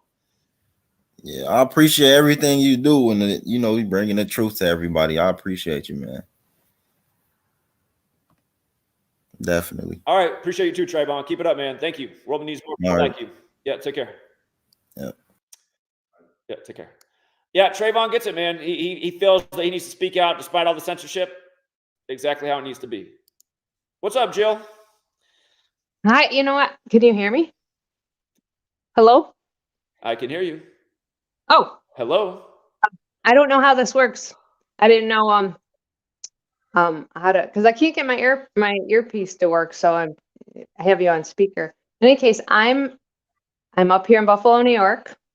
A lot of snow right now, and I came down to meet you when you were there after the shooting, and I gotta tell you, up to that point, you with your brother, right? You were with your brother.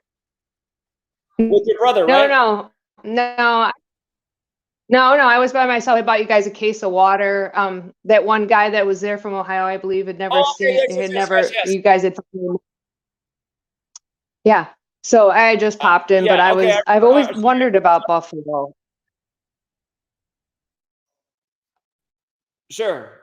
Yeah, thank you for coming out and doing that. I just always there was another woman who I met who wondered what the deal was here, other than necessity.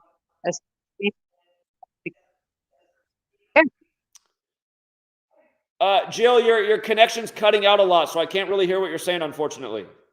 Yeah, it was great. I know where I'm just like September. Hello. Shoot. Yeah, sorry, your connection's cutting out a lot, so I'm having trouble hearing you. Oh, I wonder why. I wonder if there's something I can do. Rats. Maybe disconnect and come back, Jill. Maybe disconnect and try to do a reset and come back, because I can't really hear you. Okay, I sure will. Thanks. All right, thank you. All right, yeah, I'll be on. What's up, Script? Or hold on. Oh, hold on. Mr. Futures, I'm coming back to you, Mr. Futures. I meant to click on Script. He was next. What's up, Script? How you doing, Zach? Hey, great work again on the World Cup.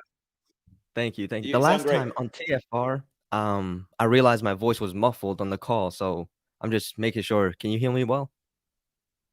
You sound great. Yeah. All right. The World Cup. What a joke!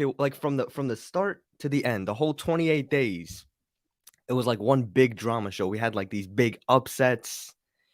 Japan beating Spain and Germany, the two best teams in the world. But just for the record, it was November 20th it started, so it did end 28 days later, but it was a full span of 29 days of the tournament. And of course, football is 29 in the most pure, just for another thing to point out. 29 is the 10th prime. You had the battle of the two superstars, number 10 versus number 10, Messi versus Mbappe. So go ahead. Yeah, but yesterday's match was probably the most scripted game of all time. All right, can I share something? Yeah, of course. All right, so the World Cup started exactly 33 weeks before Argentina Independence Day. And of course, the match ended 3-3, like 33. If you watched if you watched after the match, the celebrations, there was a guy wearing number 19, Sergio Aguero. He was actually Messi's roommate until he retired last year at the age of 33 due to a heart condition.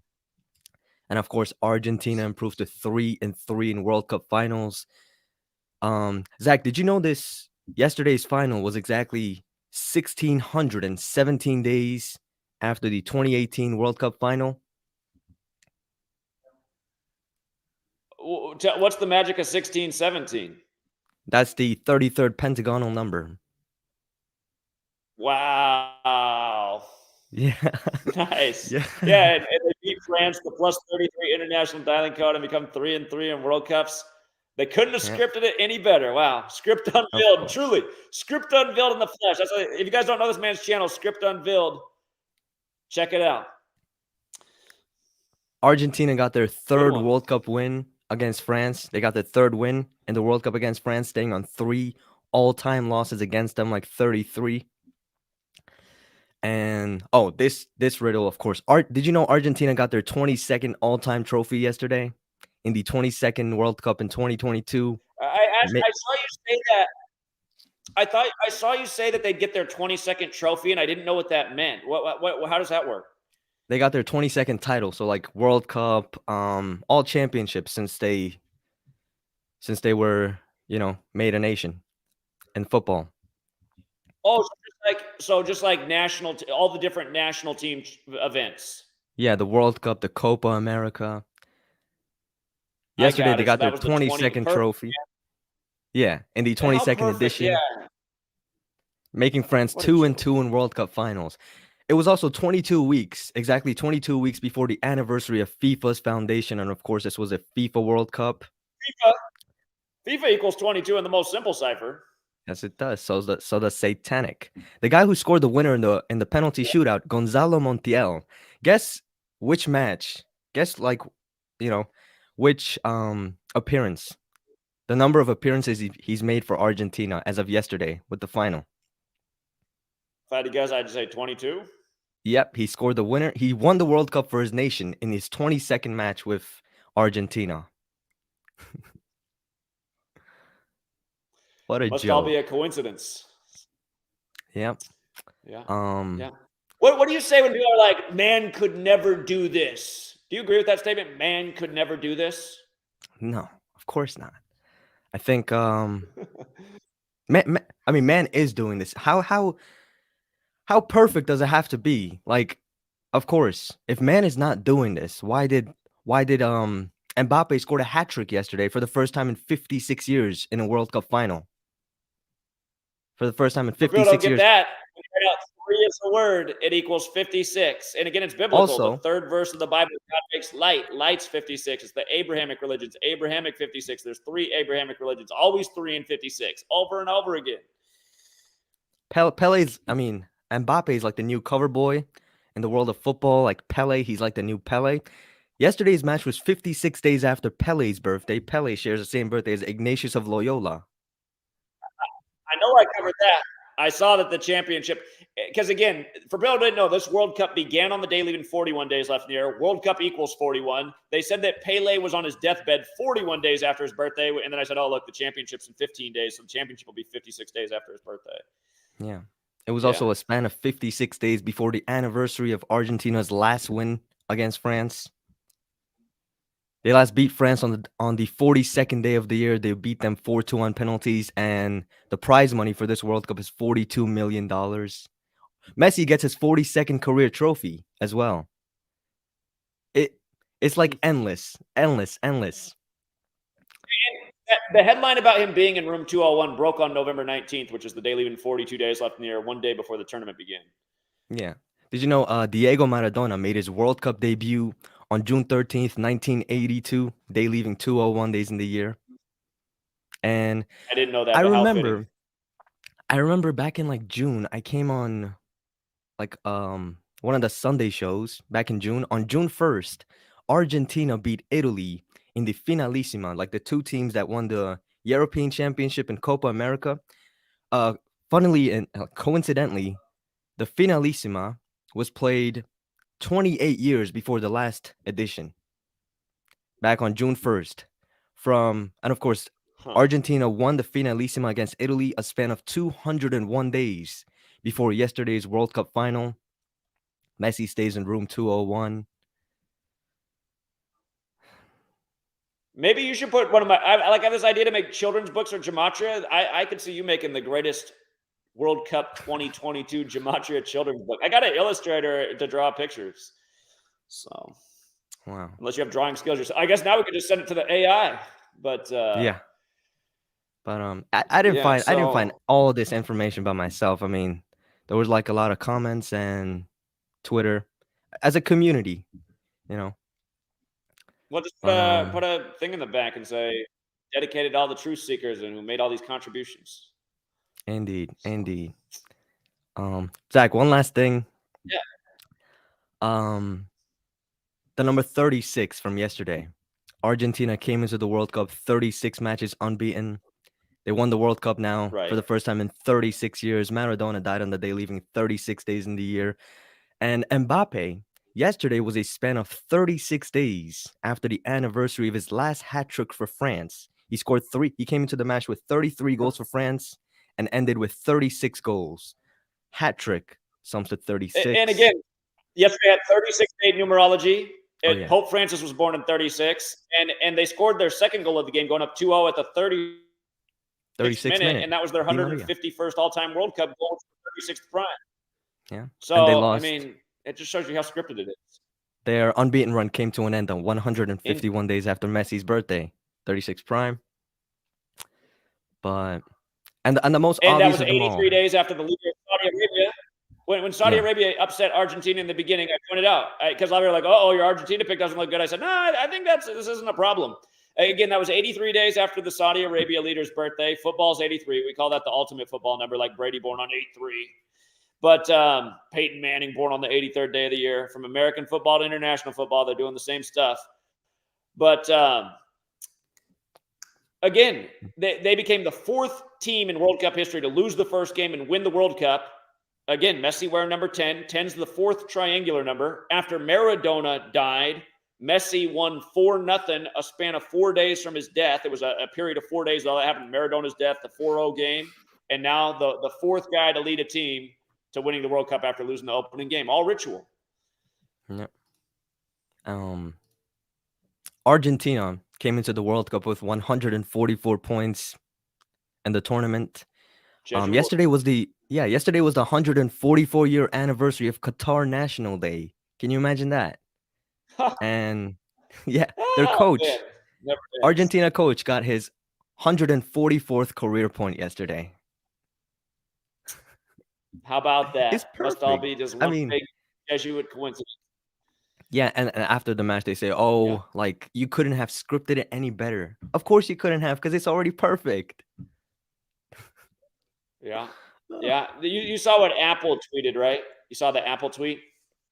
Yeah. Was it the... Yeah, for people that didn't see what Apple tweeted after the game, I'll show you what they tweeted. I think you retweeted, Man, I tweet so much stuff. Where is it?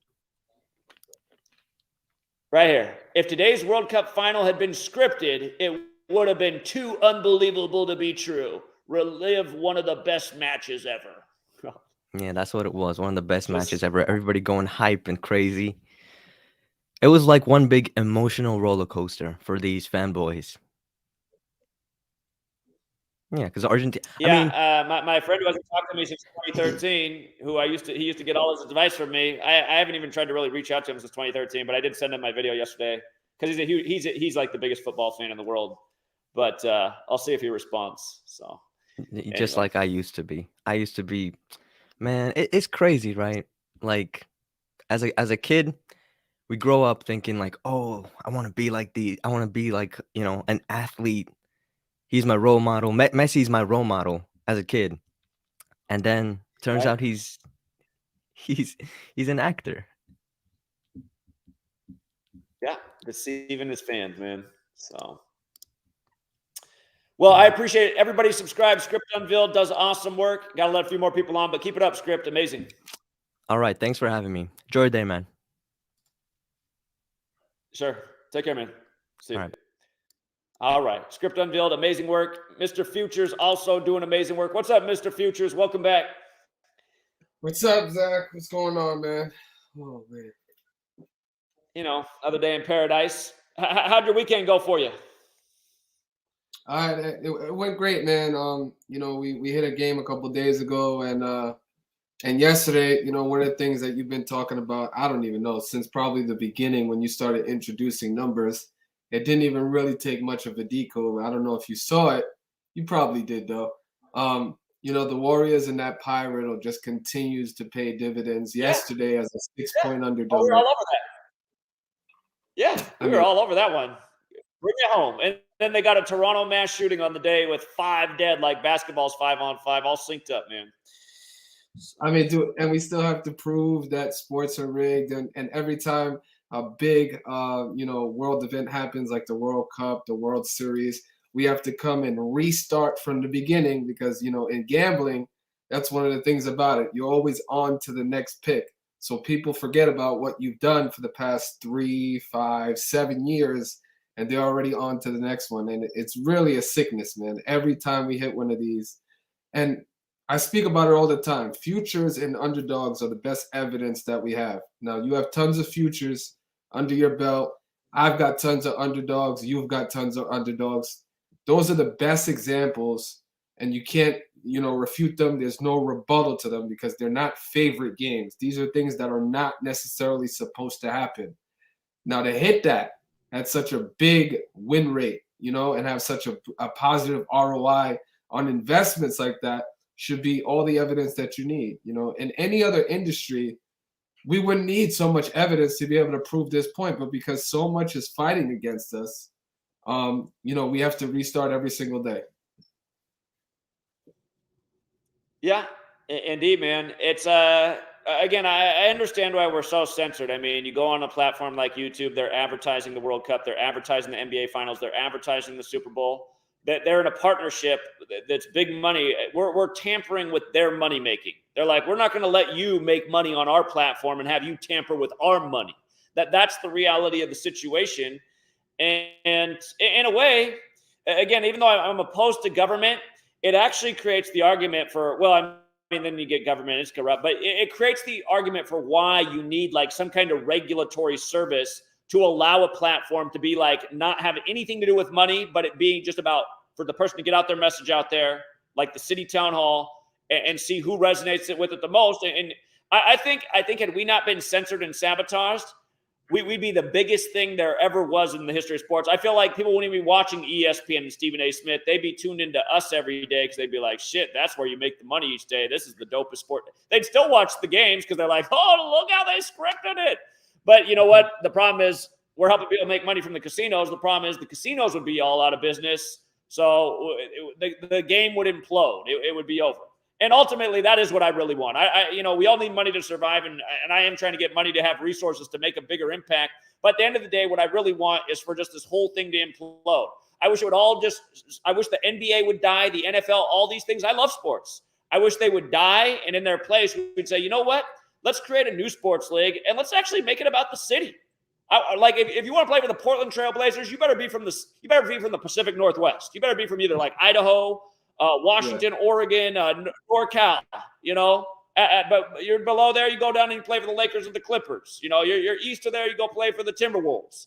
And that would be real. Then you like all these in the stadium, like, whoa, Damian Lillard. You think Damian Lillard gives 2 shits about the Portland Trail Blazers and he throws away another game? It's just, I mean, he doesn't give 2 shits. He's not from Portland, from Oakland, right? Cheering for the Warriors. Yeah, and like the resistance that we get from the league and these platforms, that makes all the sense in the world, obviously, right? Because we're impacting the bottom line, we're waking people up, which is great. But the resistance that we get from the community itself, the people themselves, mankind, I'm talking about in general, that's kind of the thing that I don't understand. We get up on these platforms, we try to speak knowledge into people. You offer it at a very reasonable price or at what you feel like is a reasonable price. And people still have the audacity to refute everything that you say, no matter what the evidence. They never come on here. They never come on here and debate. When they get on here, they just get on here and regurgitate their talking points, which are false, just to troll. But look, I always open it up for debate. You see the idiots in the comments after the fact. I mean, literally spamming the Argentina thing after the fact. Zach, it's like, God, these guys are just fucking losers. You know they don't even mean what they're saying. That's why they know they couldn't come on here and debate, because they just get bitch slapped all over the place and look like idiots. But they can spam the comments, they can harass the Patreon all day and try to persuade people to leave, but they could never win the debate. And you don't see anyone trying to have an honest debate with me. You see either people ignore or just like, oh, that's stupid, and then don't even acknowledge it. But nobody wants to have a real conversation. So we win. Yeah, it was obviously in the beginning it was funny. It's a joke, and but at this point, to continue to support somebody who hides behind the camera, who the extent of their content is a slideshow of slander that they put together. They've never introduced themselves. That right there just continues to be a joke to me. Like it's not something that we should take serious. How do we know that this isn't supported by Mohegan Sun, William Hill, all these things that are fighting us, and people continue to support basically an idiotic slideshow that comes out every month or every other month. It's just a joke. To even complain about something, somebody who's providing information for $5 every 30 days. That's the funniest thing in the world to me. I mean, where do you get off trying to complain about anything that costs $5 for a month? Right. Yeah, and you can almost guarantee that that's exactly what it is. I mean, somebody to sit there and watch everything I do and screen record everything and then just put together their collages to try and make me look bad, which are always disingenuous and totally dishonest. And I mean, he even admitted, I don't know if you saw yesterday, but I showed how he responded publicly to a statement. I'm like, see, he's admitting that he knows he's lying, but he doesn't care because all he wants to do is, undermine how much I make per month. That's his whole goal is to like shut down the people following the work by lying, whatever. His thing is if the ends justify the means, and his goal is to sabotage me. So he thinks it's fine to lie about me as long as that's what he's doing. And sadly, a lot of good people in this community have been persuaded by his work because, again, most people who follow me don't take the time to watch every last thing that I do, and a lot of them don't follow the sports work at all. And literally what that guy does is, for people who are on my Patreon, again, this is how I am. I will come out and I'll say, this is what I like, and then I'll take calls. And sometimes people will persuade me one way or another. And a lot of times at the end of the show, I'll just come back to my initial thought. I'll say, you know what? In the middle, he had me iffy and maybe coming off it. But I think this is still right because this is the pattern we know. And usually I end up being right. But what that asshole does is he'll like watch me do a stream after where I'm like, we like this game. And then he'll take that clip and go, Zach's a liar and fraud. Here's what he said in the stream. And then he'll get the middle part right after the call where I was like, maybe. And then he's like, see, oh yeah, real after the fact, Zach. And then you got all the trolls regurgitating it. And then people are like, kind of like, Zach, I just watched his video and it looks like you claimed you liked the game, but then that's not what you did. It's just like, how about sign up for the fucking Patreon yourself and watch the stream instead of this piece of shit scam artist deceiving you fucking losers. And sorry, but that is what I think about all you people who came to the community and now talking shit. I think you guys are fucking losers who got taken by the biggest troll there ever was. And you guys, it showed me that you never got behind the work and anything. And then you guys are the same ones making excuses about why you can't come out to New York. Again, here's Victor, who brought his whole fucking family out to New York, flew across the damn ocean. And how come he could afford to do it? Because he took what I was doing seriously and he turned it into a movement, and he's helping people too.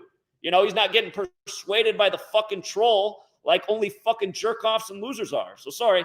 I got to rant about it. Victor's a lot nicer if you guys watch his channel. He always keeps it kosher, but not yours truly. I got to rant. So anyway. No, you got to put it out. Honestly, it's the oldest trick in the book, right? And, I told you a long time ago that, a lot of what you're hating are your trolls. And it's sad to say, but it's like a lot of these people just want to have a conversation with you, Zach. That's the sad part about it. It's like this father element to it. It's like, not sitting at the cool table, not being validated by somebody they might respect. A lot of that troll and hate and envy comes from that angle, and I've always told you about that. I remind you all the time. And then just to speak about this, because I've never spoken about it, but like I'm coming on now. We did the thing in New York, me and you, we promoted that for like over 6 months, right? And I like to say that I put a lot of effort into that because I wanted to make it happen with 9/11. And, I was telling you, 6, 7 months in advance, I was pushing you to make it happen as well. So we put a lot of, grassroots marketing and promotion, my channel, your channel, as well as every other platform we were on. So we built that up as something we wanted to make happen. So by the time it comes, there was this certain individual that obviously it made sense for them to attach themselves to that event, even though they had nothing to do with it. But they felt like they were going to attach themselves to that, get the free marketing, the free promotion, make it look like it was an event that they put together when that wasn't the case. Me and Zach were out there. We got a bunch of faulty apologies. I told you about that. This individual we had an issue with before apologized to you, apologized to me behind the scenes, though, in front of the camera, on the platform, on YouTube. They disrespect, discredit, and try to slander you, but then they want to apologize behind the scenes when nobody's watching. And I never respected that. I told you about that at the time. So just to bring it full circle, a lot of these people have hidden agendas. They're doing things for the wrong reasons.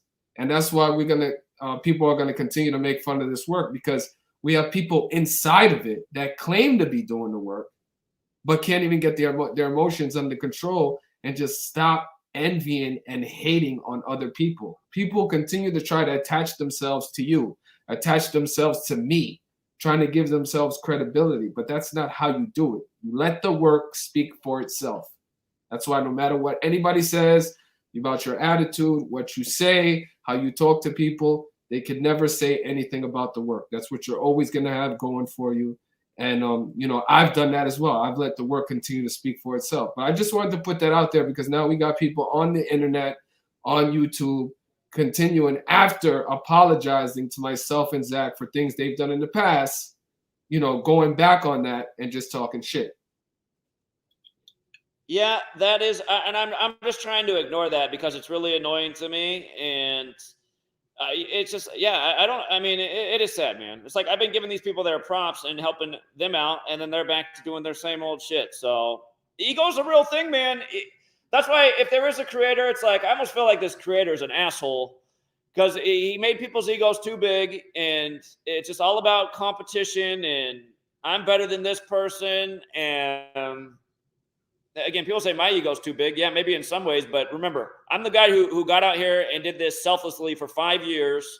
And I always said from the beginning, I said, I'm not the smartest guy. There's going to be smarter people who are going to come along and take this to places that's not there yet. And I've always given people their props and their dues and built up people. And the only people I've had a problem with in the community is people who start talking shit about me. The trolls are like, Zach has a problem with everyone in the community. That's not true. There's plenty of people who I've always got along with. Case in point, Victor right here. He's one of many. Kayla Decode Talker, never a problem at all. There's plenty of people in the community never had a problem with. And again, it's because they never been punks. A lot of people have used and abused me, and it wasn't the other way around. I can't tell you how many people I spent all sorts of time tutoring them and helping them, only for them to like stab me in the back. It's like, what the hell, man? Who does that? Some at the same sorry time, ass bitches who does that. The same times, you've stepped up and spoken the truth in instances where you haven't had to, to set the record straight. I feel like I have to do the same thing because oftentimes you are way more forgiving than I am, and you continue to give people a second, a third, and fourth chance. But I asked you to just think about this for a second, Zach. How convenient was it that for the person that we had an issue with, to all of a sudden, when we're putting together a 9/11 event where we're getting a bunch of supporters meeting us on the ground, we're going to have a bunch of cameras on us, we're going to be making a bunch of noise. How convenient is it for that individual to all of a sudden say, oh yeah, I'm going to apologize to them today just to be part of the, a part of the crowd, a part of this movement that's going to happen? It's pretty convenient, don't you think? I know who you're talking about, and I know that person recently put out another shit video talking about me, but then they deleted it, as they've done numerous times.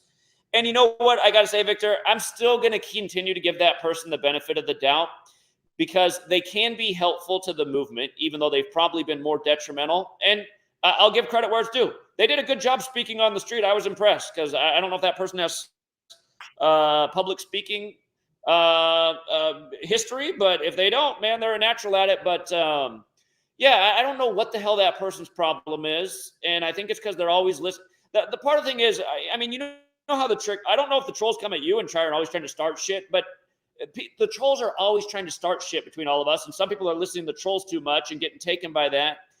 But yeah, I mean, I don't know what to think about that person. And they are annoying the hell out of me. But if we go to New York again, I would still give them the benefit of the doubt. But if they keep talking shit, I mean, yeah. It is annoying, man. It's like, why are you doing that? Why are you doing that? You came out and apologized, and we're supposed to move on, and now you're back to the same old things. I don't know what to say about it. So you're right. They could just be out for themselves, and they saw it as an opportunity to promote their brand. Maybe that's all it was at the end of the day. I don't know. Yeah, I think that was obvious. Character will show in times. Pay attention to not what people say, but what they do. I've always been a big believer in that, and I get it. We're two different individuals. It's fine, but I'll just continue to caution you, because I feel like the evidence, just like we like to look at evidence to support what we're doing, the evidence is there to support what I'm saying. So, but we'll move forward. It is what it is. But yeah, again, just talking about the sports and everything like that. If you I put out a ton of content on my channel to continue to support the work. I feel like I have some of the best gematria examples on my channel, as well as live testimony from people in the community, just like Zach puts up all the time on how they continue to take advantage of it all over my social media, Instagram, Twitter. It's Mr. Futures everywhere. And you don't have to take my word for it. You don't have to take Zach's word for it. Take the word of the people that are using the knowledge. Take a word of the genuine people that continue to take advantage of what we're doing. And that's all I ask. And, my channel, it's growing at like a snail's pace at the moment. I wish we were getting bigger and bigger and bigger, but it's not happening. But I'll continue to do the work and pay it forward. And, I remind everybody as we close out this year of 2022, a lot of work was put in by Zach behind the scenes and in front of the camera. He's taken a lot of his personal time away from his family, to continue to grow the movement, boots on ground all over the U.S. Shout out to yourself. Hey, Victor got his whole damn family to come out for the 9/11 gathering.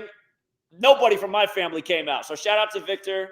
Victor's doing the same thing, you guys. He's a veteran in the community. His channel is shadow banned to hell like mine. And in a way, it's a compliment because that's what they do when you're putting out detrimental knowledge to the cabal. But yeah, you guys should be subbed to Mr. Futures. And again, another Patreon definitely worth supporting, putting out winning knowledge, helping his people. And again, he has. It seems like he has more trolls than subscribers. It's like they get tired of trolling me sometimes. They start talking about Mr. Futures. It's like, yeah, I guess they're going after us because we're just doing such a damn good job. But anyway, keep it up, Victor. Appreciate you, man, and stay healthy, man. I will. I'll continue. I'll try my best. And just before I get out of here, I'm just urging everybody to pay it forward as this year, comes to an end. Like I said, we've both been doing a bunch of work. If you don't do it for yourself, do it for the power of the universe. You put out there what you want to receive back, and definitely pay it forward. You will find that it comes knocking back at your door, and times 2, times 3, times 4. So on that note, I'll get out of here, Zach. Have a great day, and I'll continue to support you, man. Take care. All right. Appreciate it, Mr. Futures. Take care, Vic. Yep. All right, Kent, sorry to keep you on hold so long, man. Thanks for the super chat and for uploading that video. I'm subscribed. So what's up, Kent?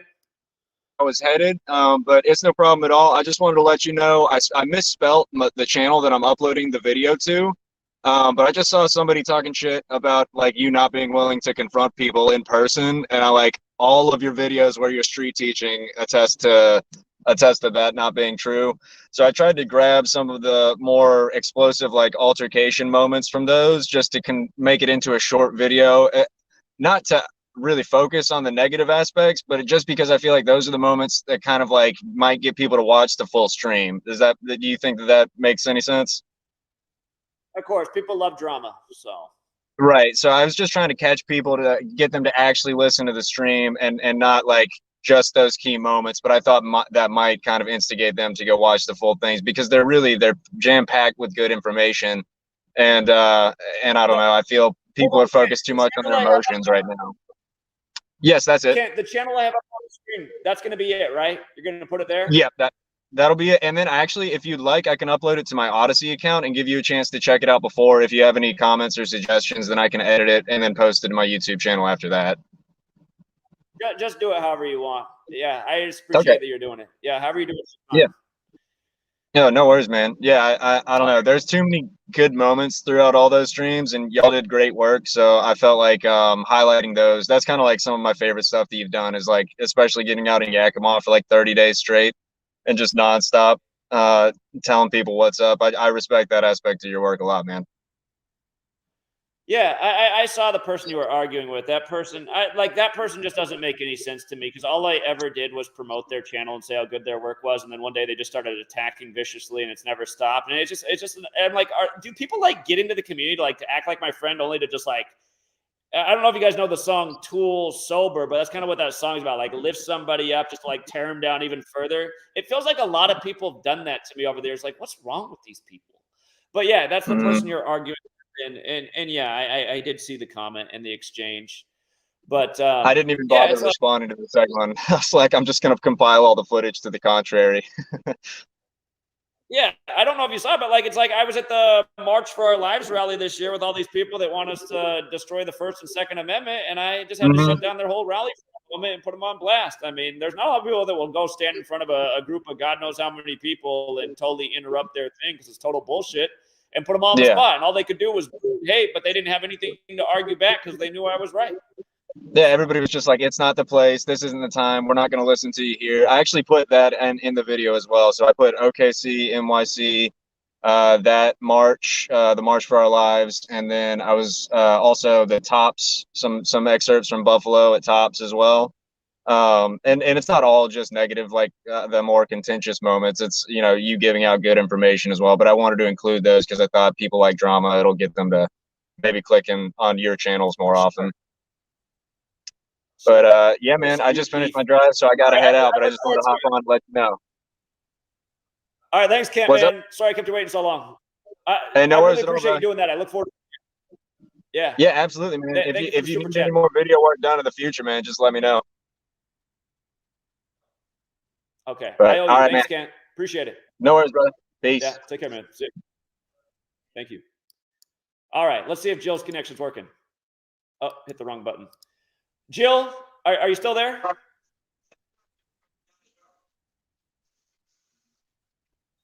Jill? Hey, Jill. Yeah. Now that you have your face on there, I definitely remember you. I thought it was you after you said you weren't the woman that came out with the brother, because there's only so many women that came out for Buffalo. Oh, you hear me? I hear you. Yeah, that's good. Oh, shoot. Well, she was there. All right, Jill, you're welcome to come back. I don't know what happened that time, but you're welcome to come back. Truth does not exist. What's up?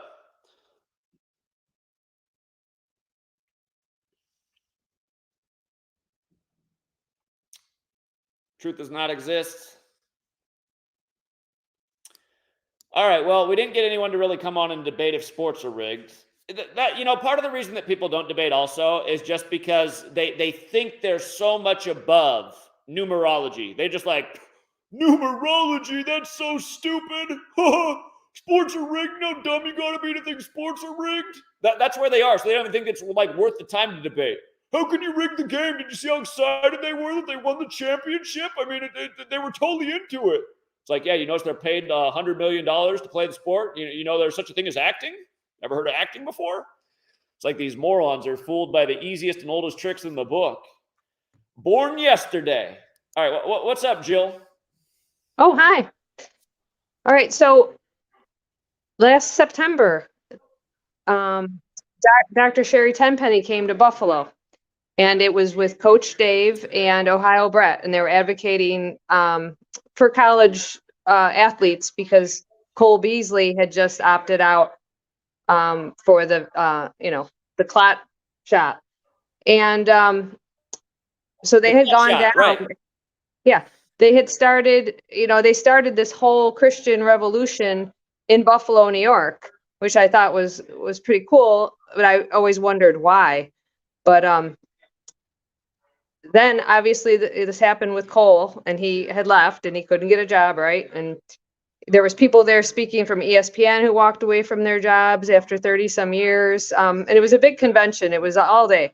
It was really neat. So then the next day went down, it was Labor Day, Labor Day weekend. They went down to the stadium and they did a Jericho wall prayer or something for Cole Beasley, that, he will and said, I'm not doing it. This is my body, my temple type of thing. So praying for him, obviously lost his job or, walked away from it and then didn't get picked up. So obviously he came back now. I haven't done the numbers on any of this, but my thought is only because, not just because of that, because he represented for people to stand up, walk away from the money essentially. But the Super Bowl, I was telling my son that I thought that it was going to be the Bills and the Bucks because Tom Brady obviously was, and then he's like a traitor now because he's a pirate essentially, and he's the GOAT, Baphomet, which is, the with the weirdos thing that they praise, but also that we're like this maritime law, which is like right now law, like of the, trading our birth certificates and all that crap that they do with us. And we're going back to the law of the land, the Constitution, a republic for the people, not a corporation anymore. So the Pirates get beat by the Buffalo Bills, which Buffalo roamed the land first. We're going back to law of the land. And plus it takes down the GOAT too. And you touched on that about Tom Brady. I wonder a little bit about him because he's the prettiest dude I've ever seen, first of all. And he's effeminate in some ways. So I wonder about this transgender thing. If they switch people when they're younger, they do weird stuff. So I can never accept that Tom Brady's transgender is I don't think any woman can throw a football that far down the field. I mean, there are women who are strong and impressive athletes, but I don't think you can find a woman that can throw that a football that far down a field. I don't think that's genetically possible, unless it's like kind of super freak genetic test tube tranny. You don't think the balls are drawn by something or I don't want to say like magnetic, but you don't think they have any control over that? It's not just rigged and that they know what happened, but that the ball, I don't know. Think they're using technology in the balls. It's obvious the grip gloves are out of control this day because you got the most amazing catch every week.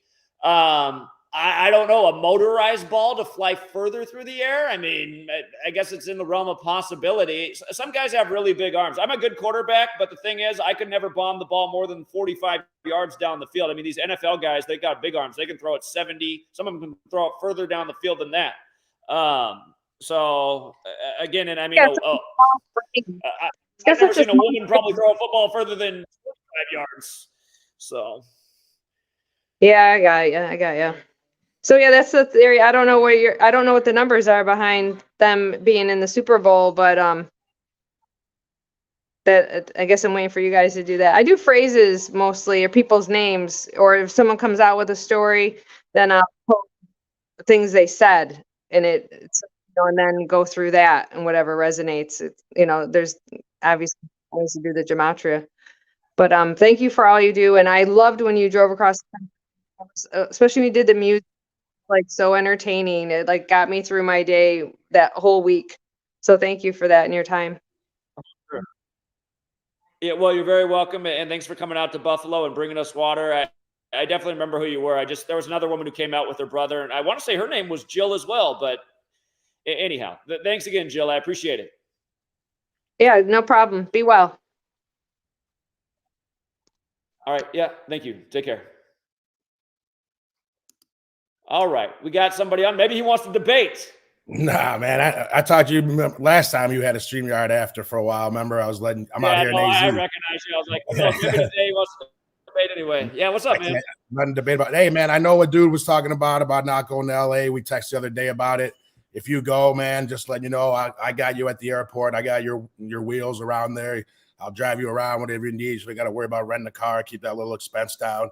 And to me, I don't care if it's just me and you, and we reach one person. Because shout out to my boy Dill, who we just reached. Finally broke through to him after months and months of me spitting the game out to my friends. And he's finally in and listening. The World Cup final blew his mind away. He's going to be staying with me next week, and we're going to be watching many of your videos, and I'm going to be educating him. And to me, if I reach one person, it's a life changer. And so I don't care if it's just me and you on the corner of Staples Center. I mean, let's do it, because people will come out. People will come out. I'm telling you, I want to be down there January 26th. It's probably going to happen, and it'll probably happen again in Kobe Bryant Day. Sweet lady said she'd feel better if I just flew in like in the morning and flew out late at night. Yeah, and then that way I don't have to worry about hotel or anything. Save some money. I'll be driving in from out here. But another part of me is like, another part is like, well, maybe I should fly in on the 24th because there's a game that day too, and do the 24th, 25th, 26th because then I could do 2 games. I think the Lakers Clippers play January 24th. I'm not mistaken. I know the Clippers game got a game there at the stadium on the 26th, the anniversary of Kobe. But yeah, I just, I want to do it on the anniversary, but I am asking the community to step up and support just because, I mean, do you see where I'm coming from? It's like my support went way down in the year that I did way more than ever. It's like, why did this happen? So it's like, I would like to see us at least get back to the level where we were at the beginning of the year. But me personally, what I think, I still want to do it anyway. So I just think like you got away from the sports a lot because you were working on the book and you were talking on the book a lot. And unfortunately, that's what people come for because they want the sports. They want to try to win the money. Sadly enough, there's not enough people who care about what's really going on out there. They just want to hit the sports picks. And that's what I think happened. I mean, I watched you all year, man. You was heavy in the sports early and you had a ton of members. And then you went on the Oklahoma thing more about, off the sports stuff, and then that's when you saw the membership go down, and that's what I think. Yeah, I think that is what happened. People don't care about the movement; they care about the sports. They don't, man, and they're gonna in 5 or 6 years when they've been like, man, I should have maybe cared about something besides just the game, but. And just for those out there who might be listening today and not on the Patreon right now, realize I only charge $5 a month. Had you stayed on all year, it would have cost you a whopping $60 for the whole year. You would have just made a fortune over the weekend like everybody else still in the community. So again, being a buster, you only hurt both of us. Absolutely. Anyway. Absolutely, man. So I just want to throw that out there. Whatever I missed the 9/11 deal because I had a prior commitment that I couldn't get out of, that I didn't want to get out of. And but whatever you do, if the 24th to the 26th, the 23rd to the 28th, don't matter. I'm there. Short drive for me. Like I said, I got you. So that's it, man. I talked to you the other day about the whole being sober thing, and ever since that started, this has become the ultimate passion for me. It already was a passion. But now I just got the energy to throw around, and it's I just want to let it all out, And I've been totally sober now for a while too. I never really had that. Yeah, go ahead. Yeah, it's crazy because the first question I get, I went to a party over the weekend. The first question everybody asked me is, "How do you feel?" Shit, I feel great. You know what I mean? It's crazy that's the first question you get is, "How do you feel?" Like, I feel like I was like when I was born. I wasn't born high. You know what I mean? So, like I said, I don't push anybody else to do it. I don't try to get anybody else to do it. I just tell you what I did and how I feel. And, I think it's awesome. But, so I got you one last 36 connection to the World Cup. It started at 6 p.m. on the 18th. Mbappe's birthday is the 20th. So it was technically 36 hours from the start of his birthday. Another crazy deal. Crazy. Yeah, crazy. Good one. Good one. So you got my number, man. Thank you. Let me know what's going to happen with LA. And like I said, I got you, man. Appreciate that. Thanks again, man. All right, man. All right. Thanks for everything, Zach. All right. Thanks. Yeah, welcome. Thank you. Yeah, just for the record, you guys, I mean, since I moved to this town, they have a weed shop and everything's overpriced. I mean, I never really was. I mean, I don't really drink or anything, and the only thing I ever really did was smoke weed. And I've gone on long breaks without smoking weed. But I'm thinking about never smoking weed again. My lungs are definitely doing better. I can tell you that much. Anyway, let's go out to and for all the people who do, I'm not judging you guys. I mean, I smoke weed almost my whole adult life, so enjoy it for as long as you want to. I still do enjoy it. I'm thinking about never doing it again for whatever reason. What's up, the manual? What's up? What's going on, Zach? Damn, I was just hitting my dabs right now. Damn, that makes me feel bad. Well, I'm not trying to ruin your high, man. Hey, I have plenty of dimes in the day, so enjoy it. Nah, but I know you really wanted debaters and stuff to come on. I just wanted to come on to thank you again for last week because the feedback, not only from your community, you guys showed out, of course, but like just from people that have been watching the podcast Hold up before real quick. last I got week. somebody at the door. Hold on. Okay. Sorry, Yeah, I no got an problem. unexpected visitor. No problem. I'll be right back. Hold up.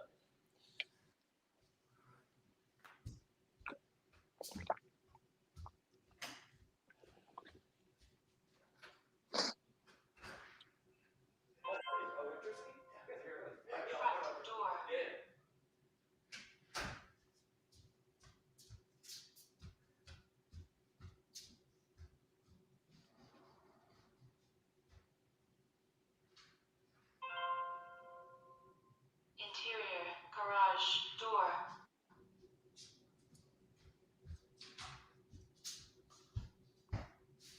The manual, are you still there? Yeah, I'm still here. All right, here's what I'm going to do. I have to do something for about 5-10 minutes. I'm going to put the 3 people in the room all on here, and you guys just have to politely just share the mic and have the conversation. You guys can filibuster for 5 or 10 minutes. I will come back. Is that cool? Is that cool, Manuel? I just wanted to come on. Yeah, I'm fine with it. I don't really have much to share for you guys because I'm still learning. But I just wanted to come on and thank you again for last week because the feedback from people that watched before the episode has been amazing. So that's the main reason I came. Awesome, man. You're the gentleman who invited me to the 40 Central, right? Yeah. Did you get me on that podcast? Yeah, it was you. Yeah, yes, and I'm looking forward to doing this. Yeah, thank you very much for doing that. I appreciate that. Hey, that boy Zach. No problem. I'm looking forward to it as well. But yeah, the feedback has just been great. People have just been like, "Yo, what the hell?" Like they never heard of this before. That they are absorbing the information, and I just love it. So here, you guys, I'm going to come back, but somebody's here that to fix something, and I'll come back as soon as I can. So sorry I'm jumping off like this, but you guys got the mic. Nero's up next. Truth Does Not Exist wants to hop in. I'll be back in a minute, you guys. What's going on, y'all? I didn't think I had the mic, but I really just wanted to ask, like, what y'all like? If we could predict sports, then like the next step, the biggest step would be like, if it's even possible to predict the stock market. If we could do that by the numbers somehow, some way, because it's all manipulated, man, we could all get rich in a day or two. That's all I'm not gonna lie. I'm still learning. I'm still learning, but bro, I invest in the stock market and crypto, so that was something I thought about the moment like I came across this information. I was like, "Yo, does this work with the stock market? Like, what the hell?" That's what I'm thinking. So somehow, some way, we can figure something out with that. I don't know. It got to do with date numerologies or how they do it with the stock market, but it's manipulated. It's a well-known fact. It's manipulated.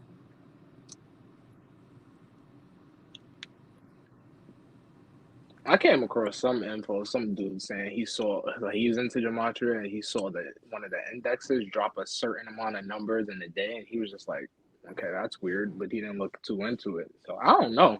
I feel like that would be, if someone could figure that out, boy.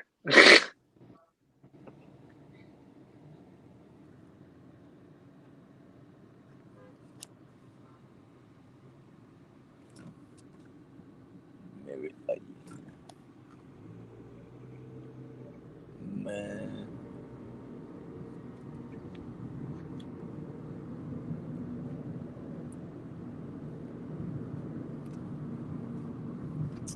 But yeah, man, that's all I really wanted to say. Trying to see if Zach's input on this, see if he's got any experience or anything to share about that. I'll see everybody next time.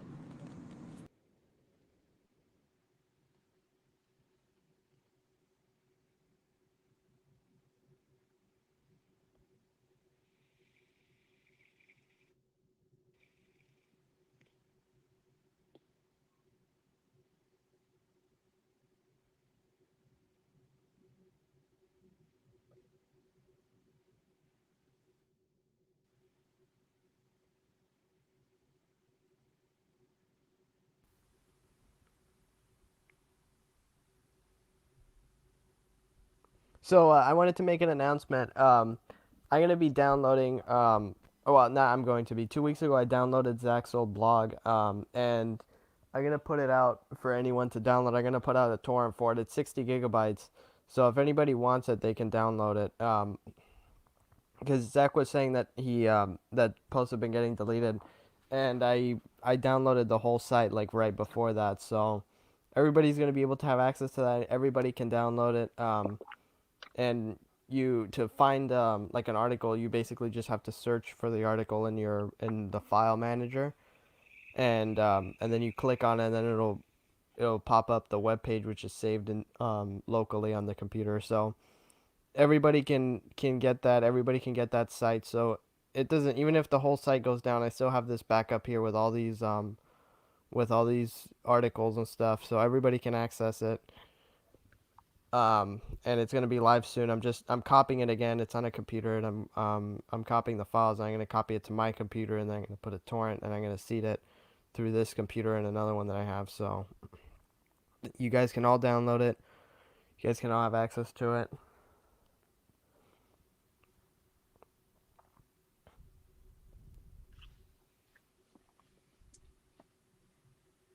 And if you guys don't know who I am, I'm Truth Does Not Exist. You guys can subscribe to my channel. And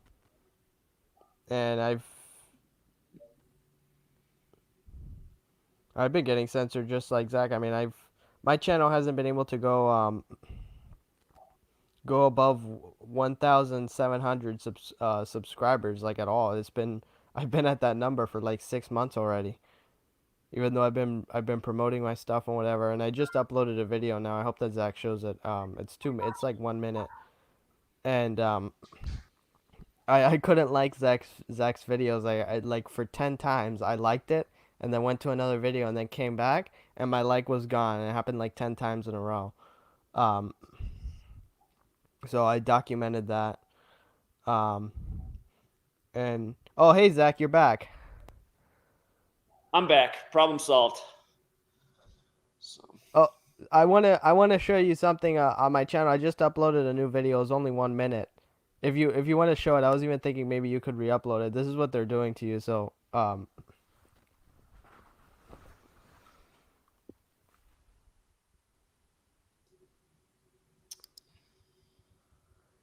it's on the videos. Sure, you click. I mean, I'm aware of this. For people who aren't aware of this, I know all about this. Oh, you should see the extent. You got to see the extent of it. Should I put the volume on? Sure, yeah. Well, it's got that feature on, so it's going to mute it. People won't hear it, and then it'll mess up your guys' audio. Can we get the gist of the video by just watching it?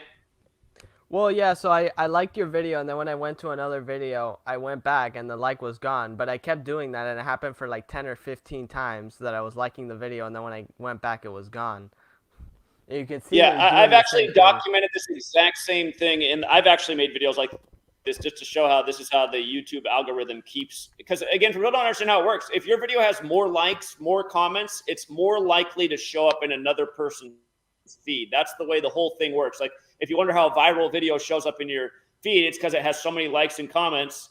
So the way to suppress a video is to make sure the comments disappear, which they do, the likes disappear. And this is what they're doing. I mean, it's just a joke. It's been this way on YouTube for about 6 years now. I mean, this is nothing new, but yeah, I appreciate you documenting it. And Twitter does the same thing. All these social media platforms have the same things. You know, so let me go there. For all you guys who think Elon Musk really is running Twitter, you guys need to pull your head out of your ass. Elon Musk is nothing but a Jesuit puppet. He doesn't run a damn thing. He doesn't run SpaceX. He doesn't run Tesla. He doesn't run anything. But yeah, I saw it right there, man. You kept coming back, and it was right back to 98. So yeah. So you were saying that your website was deleted. So I downloaded the whole thing a few weeks before that happened. I mean, the posts that were deleted before that, sadly I don't have that, but I have all those posts, and the ones that you said were just getting deleted, I have those posts too. I'm gonna put it out on like a torrent so that way anybody can just download it. It's 50 gigabytes, the whole site. Appreciate it. Yeah, thank you. All right, we had. I got to get off here pretty soon because I need to get my work done. We got one more person who joined the room, and then he'll be the last guest today. But the manual and truth does not exist. Before I bring Doug on, did you guys want to say anything else?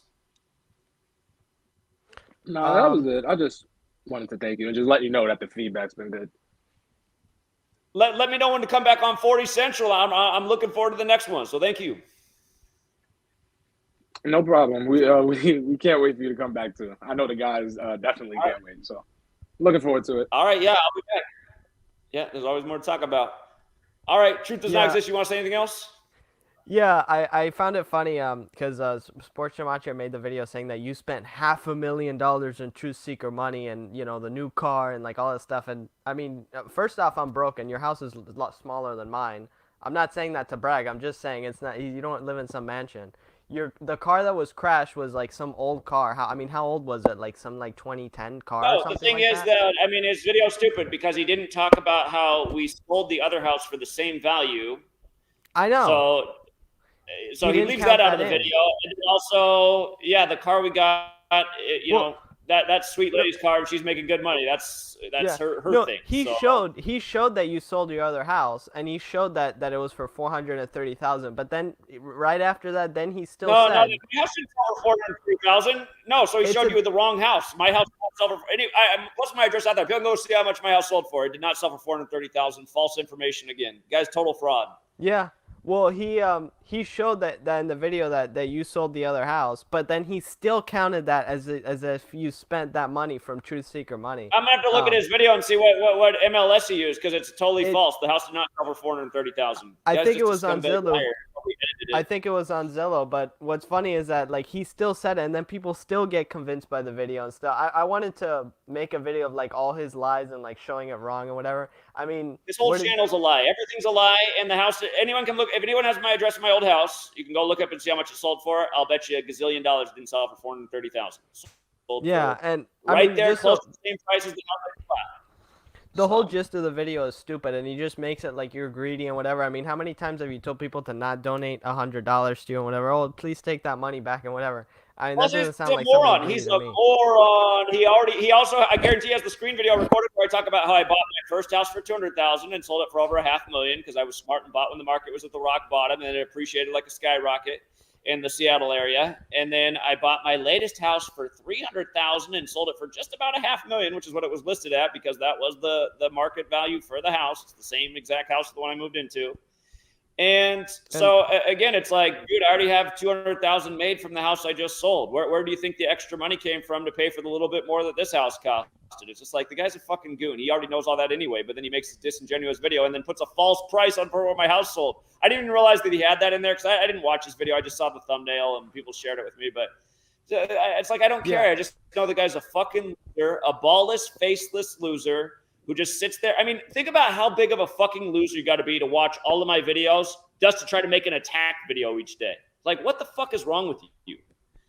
Yeah, I mean, and another thing that he said, because he was talking about Mark Hamilton and, you know, that he killed himself over the sports picks, which isn't true.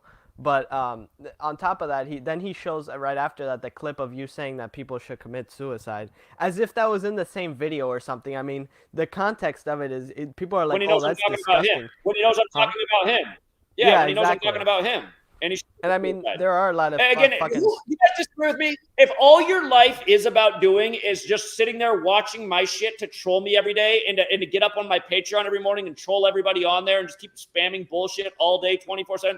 If that's all your life is, like the person we're talking about, don't you think that person should commit suicide? I don't think there's anything wrong with saying that. I think that's a very thoughtful, caring suggestion. Because if your life is that shitty that all you can do is just hate on somebody every day, get up and hate on them all day and try and destroy what they're doing, especially when I'm trying to do something positive for people and change the world and actually fight real evil. If all you can do is get up and harass that person every day, I think you should kill yourself. In fact, not only do I think that, I think it would be right if somebody found out where you were, doxed you, and killed your ass. I think that would be more than deserved. In the Wild West, you wouldn't be able to do this shit. If I found somebody like you fucking with me the way you fuck with me, I would kill you so fast, and I wouldn't think twice about it. I wouldn't lose a second of sleep. I'd be like, one less sorry motherfucker in the world. Anybody who thinks twice, let's go outside and duel. Yeah, and I mean, like the whole suicide thing. I mean, like one of the things that he said was, oh, Zach told people that felt like they were lost in the world to kill themselves. No, he fucking didn't. I know for a fact that you never said something like that. That doesn't make any sense. I know that you said for shitty people to kill themselves. I've never said that. Yeah, that's why Ben. I don't know what happened to Ben. I think his dad got to him. So. Well, yeah, I don't know what happened to Ben, but I mean, and then I saw Switzerland in the comments like saying all this stuff, and it's like I posted, I was like, dude, I remember all your negative comments under his videos. Like, what are you talking about? That you never said this. It's like I've been here for 3 years. You think I don't remember the drama that happened back then and all the negative comments and that Zach's a shill and that he's not promoting my blog and I have the best blog and like all this stuff.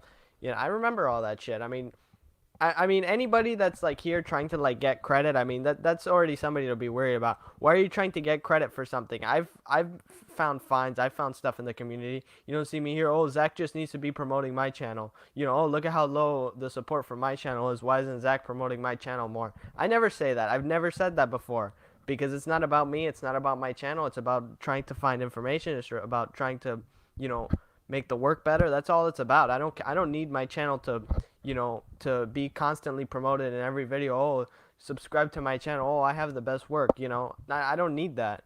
I'm not gonna say that because that's not what a genuine person does. And all those people with that same personality are all the same snakes who learn from me and then spend all their time now attacking me because they think their work's so much better. And I'm not arguing. Maybe your work is better. Get out there and work hard to get it out there like I did. I mean, I'm promoting you already. Because I'm not promoting you enough, you're going to start attacking me. I mean, it makes you an asshole. So, yeah. Anyway. Well, yeah. I do got to get off, and I got to let one more person on. But I appreciate everything you do. Truth does not exist. And thanks for documenting that. The video you just made, I actually probably made a video like that, just like that 5 years ago, just to show how it worked. Okay, well. And it's sad. I mean, it's not just, they do that to everybody who puts out the truth. It doesn't matter if you're on Twitter. I mean, how many people out there are on Twitter and you give somebody a heart and you watch it tick up to one more heart for a second and then it ticks right back down to the number it was on, but now the heart's filled in that you just clicked, but the number didn't increase. I mean, you see it happen right before your eyes. So yeah. Well, anyway, I hope that your Christmas gift might be coming in late, but I have a surprise gift for you. Anyways, I hope that that in person though we get to smoke a bowl together. I don't know if you're gonna quit, but yeah, that's like on my bucket list. Well, the thing is, like I say, I might not smoke weed anymore, but the odds of that are very low. That'd be like if you bet $1, you'd probably win 10,000 on it if it ever happened. Because the thing is, when I go out in public, people want to smoke weed, and I can't turn it down when people have it there right in the flesh. Yeah. So, anyway, all right. I mean, yeah, all right, buddy. One thing I want to say about it, it helped me. Like before, I used to be like I really didn't have any motivation, and I like never wanted to work or anything. But after I had it, like now I like grind and like I'm trying to like find businesses to do and like trying to make money and like trying to do work and stuff like that. It's like I've never felt like this before. I have like all this energy and stuff. So I feel great. I'm really happy that I did it. Kind of like changed my life, honestly. Indeed. Yeah, no, I don't have it. I mean, weed's been super good for me in a lot of ways. Creativity, motivation-wise. I mean, everything has a time and a place. It's just, I've been smoking weed so long, it's just kind of like different just to be sober all the time. So, yeah. Anyway. All right. Well, appreciate it. Keep up the great work, Sebastian. Get back to your stuff. Yeah, indeed. All right, buddy. Have a good one. Have a good day. Bye. All right. See you. All right. What's up, Doug? Hey, how you doing, Jack? You hear me? Yeah, doing well. Thanks for coming on. Hey, well, good to see you. I tell you, I love your show, man. I like what you're doing. I had a question. What do you think about Coach Prime?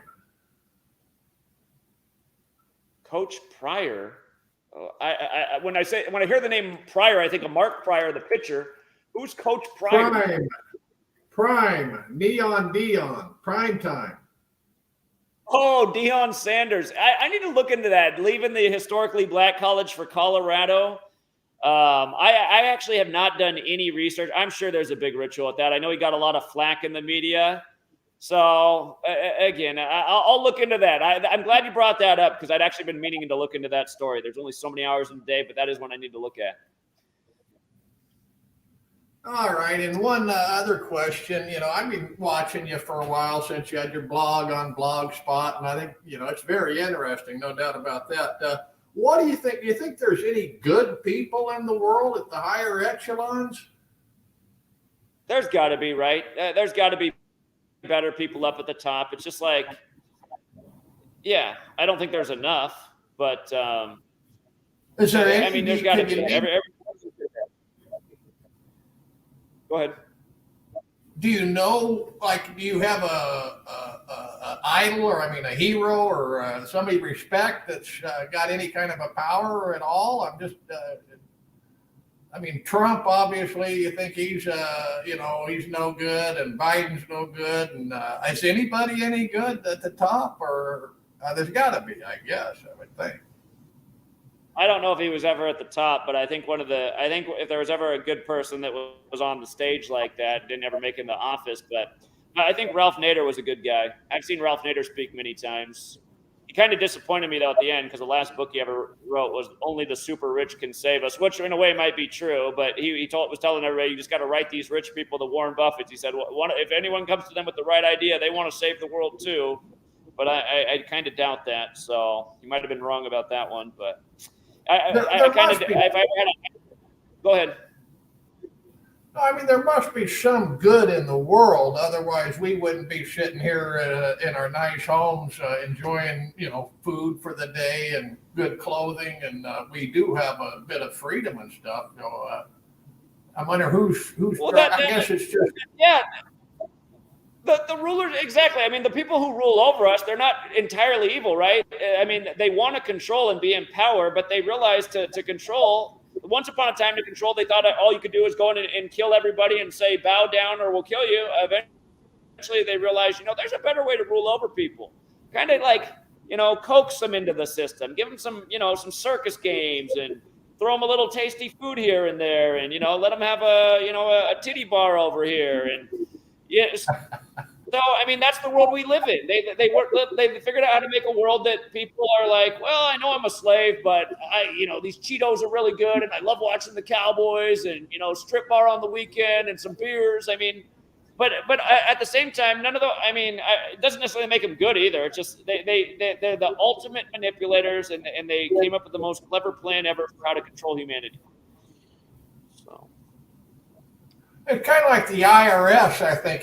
They're stealing 50%, for example, of your paycheck, but they know they can't steal 60, 70, 80. There'll come a point when if they try to take 100% of your paycheck, you're going to get the people, one of the founding fathers, I think, had a quote that said, the people is a great beast.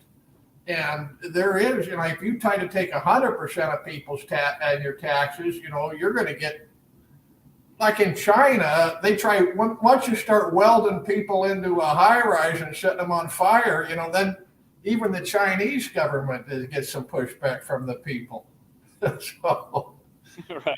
But anyways, I was just kind of curious about Coach Prime because I'm a big fan of his and he seems like a good guy. And I'm going to be interested to see what he does at Colorado University. They were 1-11. They can't get any worse. And, it just seems to me, is he in there or somebody's pulling his strings and he's part of this whole scam, or is he actually playing real football? Stuff like that. So I'll be following along, and I appreciate your show, man. Thanks for letting me on. I will definitely do a follow-up post on that because I've been meaning to do it anyway. So I'm glad you asked me to look into that. So thank you. All right, Jack. Thank you, bud. Have a good day, man. Keep up the good work. Yeah, thanks for coming on, Doug. Yeah, you too. Thank you. Take care, man. Yeah, Doug makes some great points there. And again, you guys, the people who rule over us are the master manipulators. Before I get off, I got to let Itachi on. What's up, Itachi? What's up, Zach? Thanks for letting me on, man. Just wanted to, kind of explain again why I wasn't in New York for 9/11.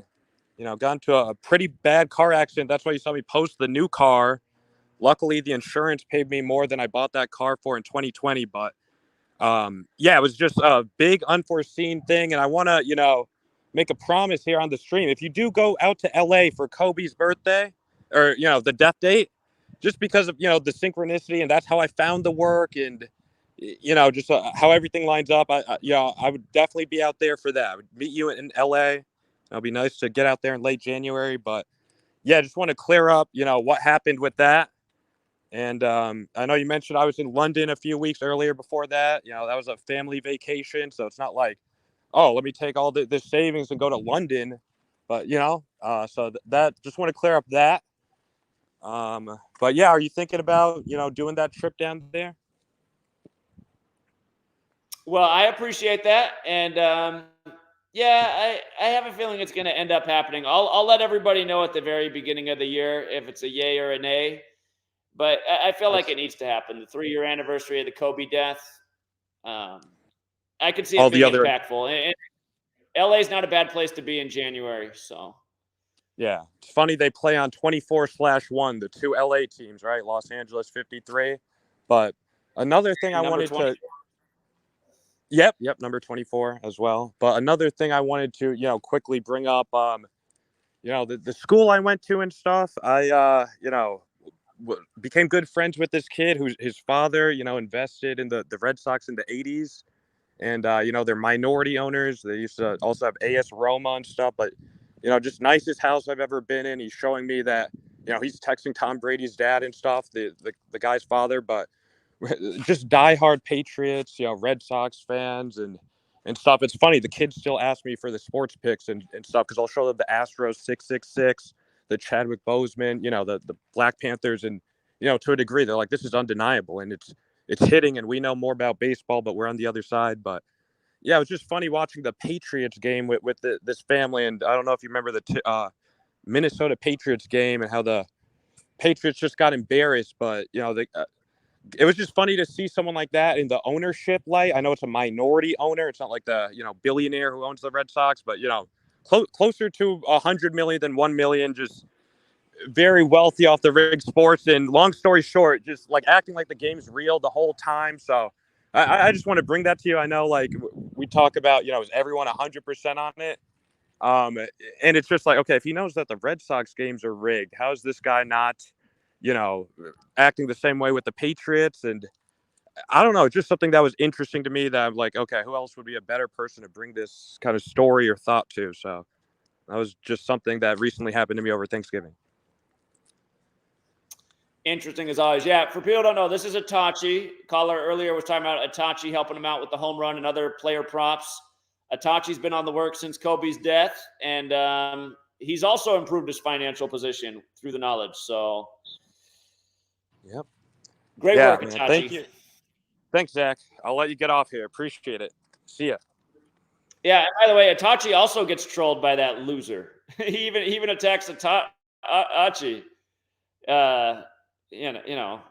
Apparently he thinks Itachi's a bad guy because on a stream he was having a little nose candy. He was just celebrating one of his big wins. And again, it's just like, and that's just what makes me think that guy's like a Fed agent. It's like, why do you care? I mean, be careful with the nose candy, though. It is expensive, and it will raise your blood pressure. Weed's definitely a lot healthier. If you don't know what nose candy is, it's probably better that way. But, man, I just can't get off the stream. People want to come on here. All right, fine. You want to come on? You get to come on too, Samuel. I got to get off this thing, but what's up, Samuel? Hi, Zach, man. My name's Samuel. Yeah, I'm 23 from London, yeah. I'm the person that was mentioning to you about a UK rapper called Central C and the ritual with him for LeBron. I don't want to say much here, but I'm finishing up a crazy blog post that will blow your mind. We need to talk. I'm going to try to finish it by the weekend, but we need to talk somewhere else, not here, because it's too, you know what I mean? Like, you hear me? Okay. Central C, June 4th, 98. Yeah. Okay.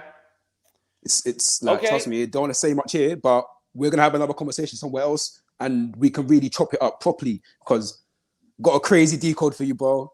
A couple new techniques even show you how to calculate who the beast is. All kinds of, trust me. Like, we're gonna talk somewhere else, not here, but we're gonna talk. All right. Well, here, you guys, I'm gonna end this stream. Stay in the room, Central or Samuel, because when I end the stream, then it's just us in the room still, and you can still talk to me and tell me what you want to know. But I do need to get off, you guys. Thank you to everyone who hit the like and the share. Thank you to the people who sent the tips during the stream. Some very generous donations. I do appreciate it. And again, congrats to the winners, you guys. And for all the guys who continue to sit on the fence, again, I mean, it's not a joke what I'm putting out here, what Victor's putting out, what Atachi's putting out, what all of us are putting out. Again, we're giving you guys a world-class education for pennies on the dollar, and you could be improving your financial position. You could also be breaking out of the matrix and stop wasting your money going to the game and paying for the overpriced tickets and the beers and all that stuff. All right, Truth Seeker. Till next time. And yeah, hang in here, Samuel. All right.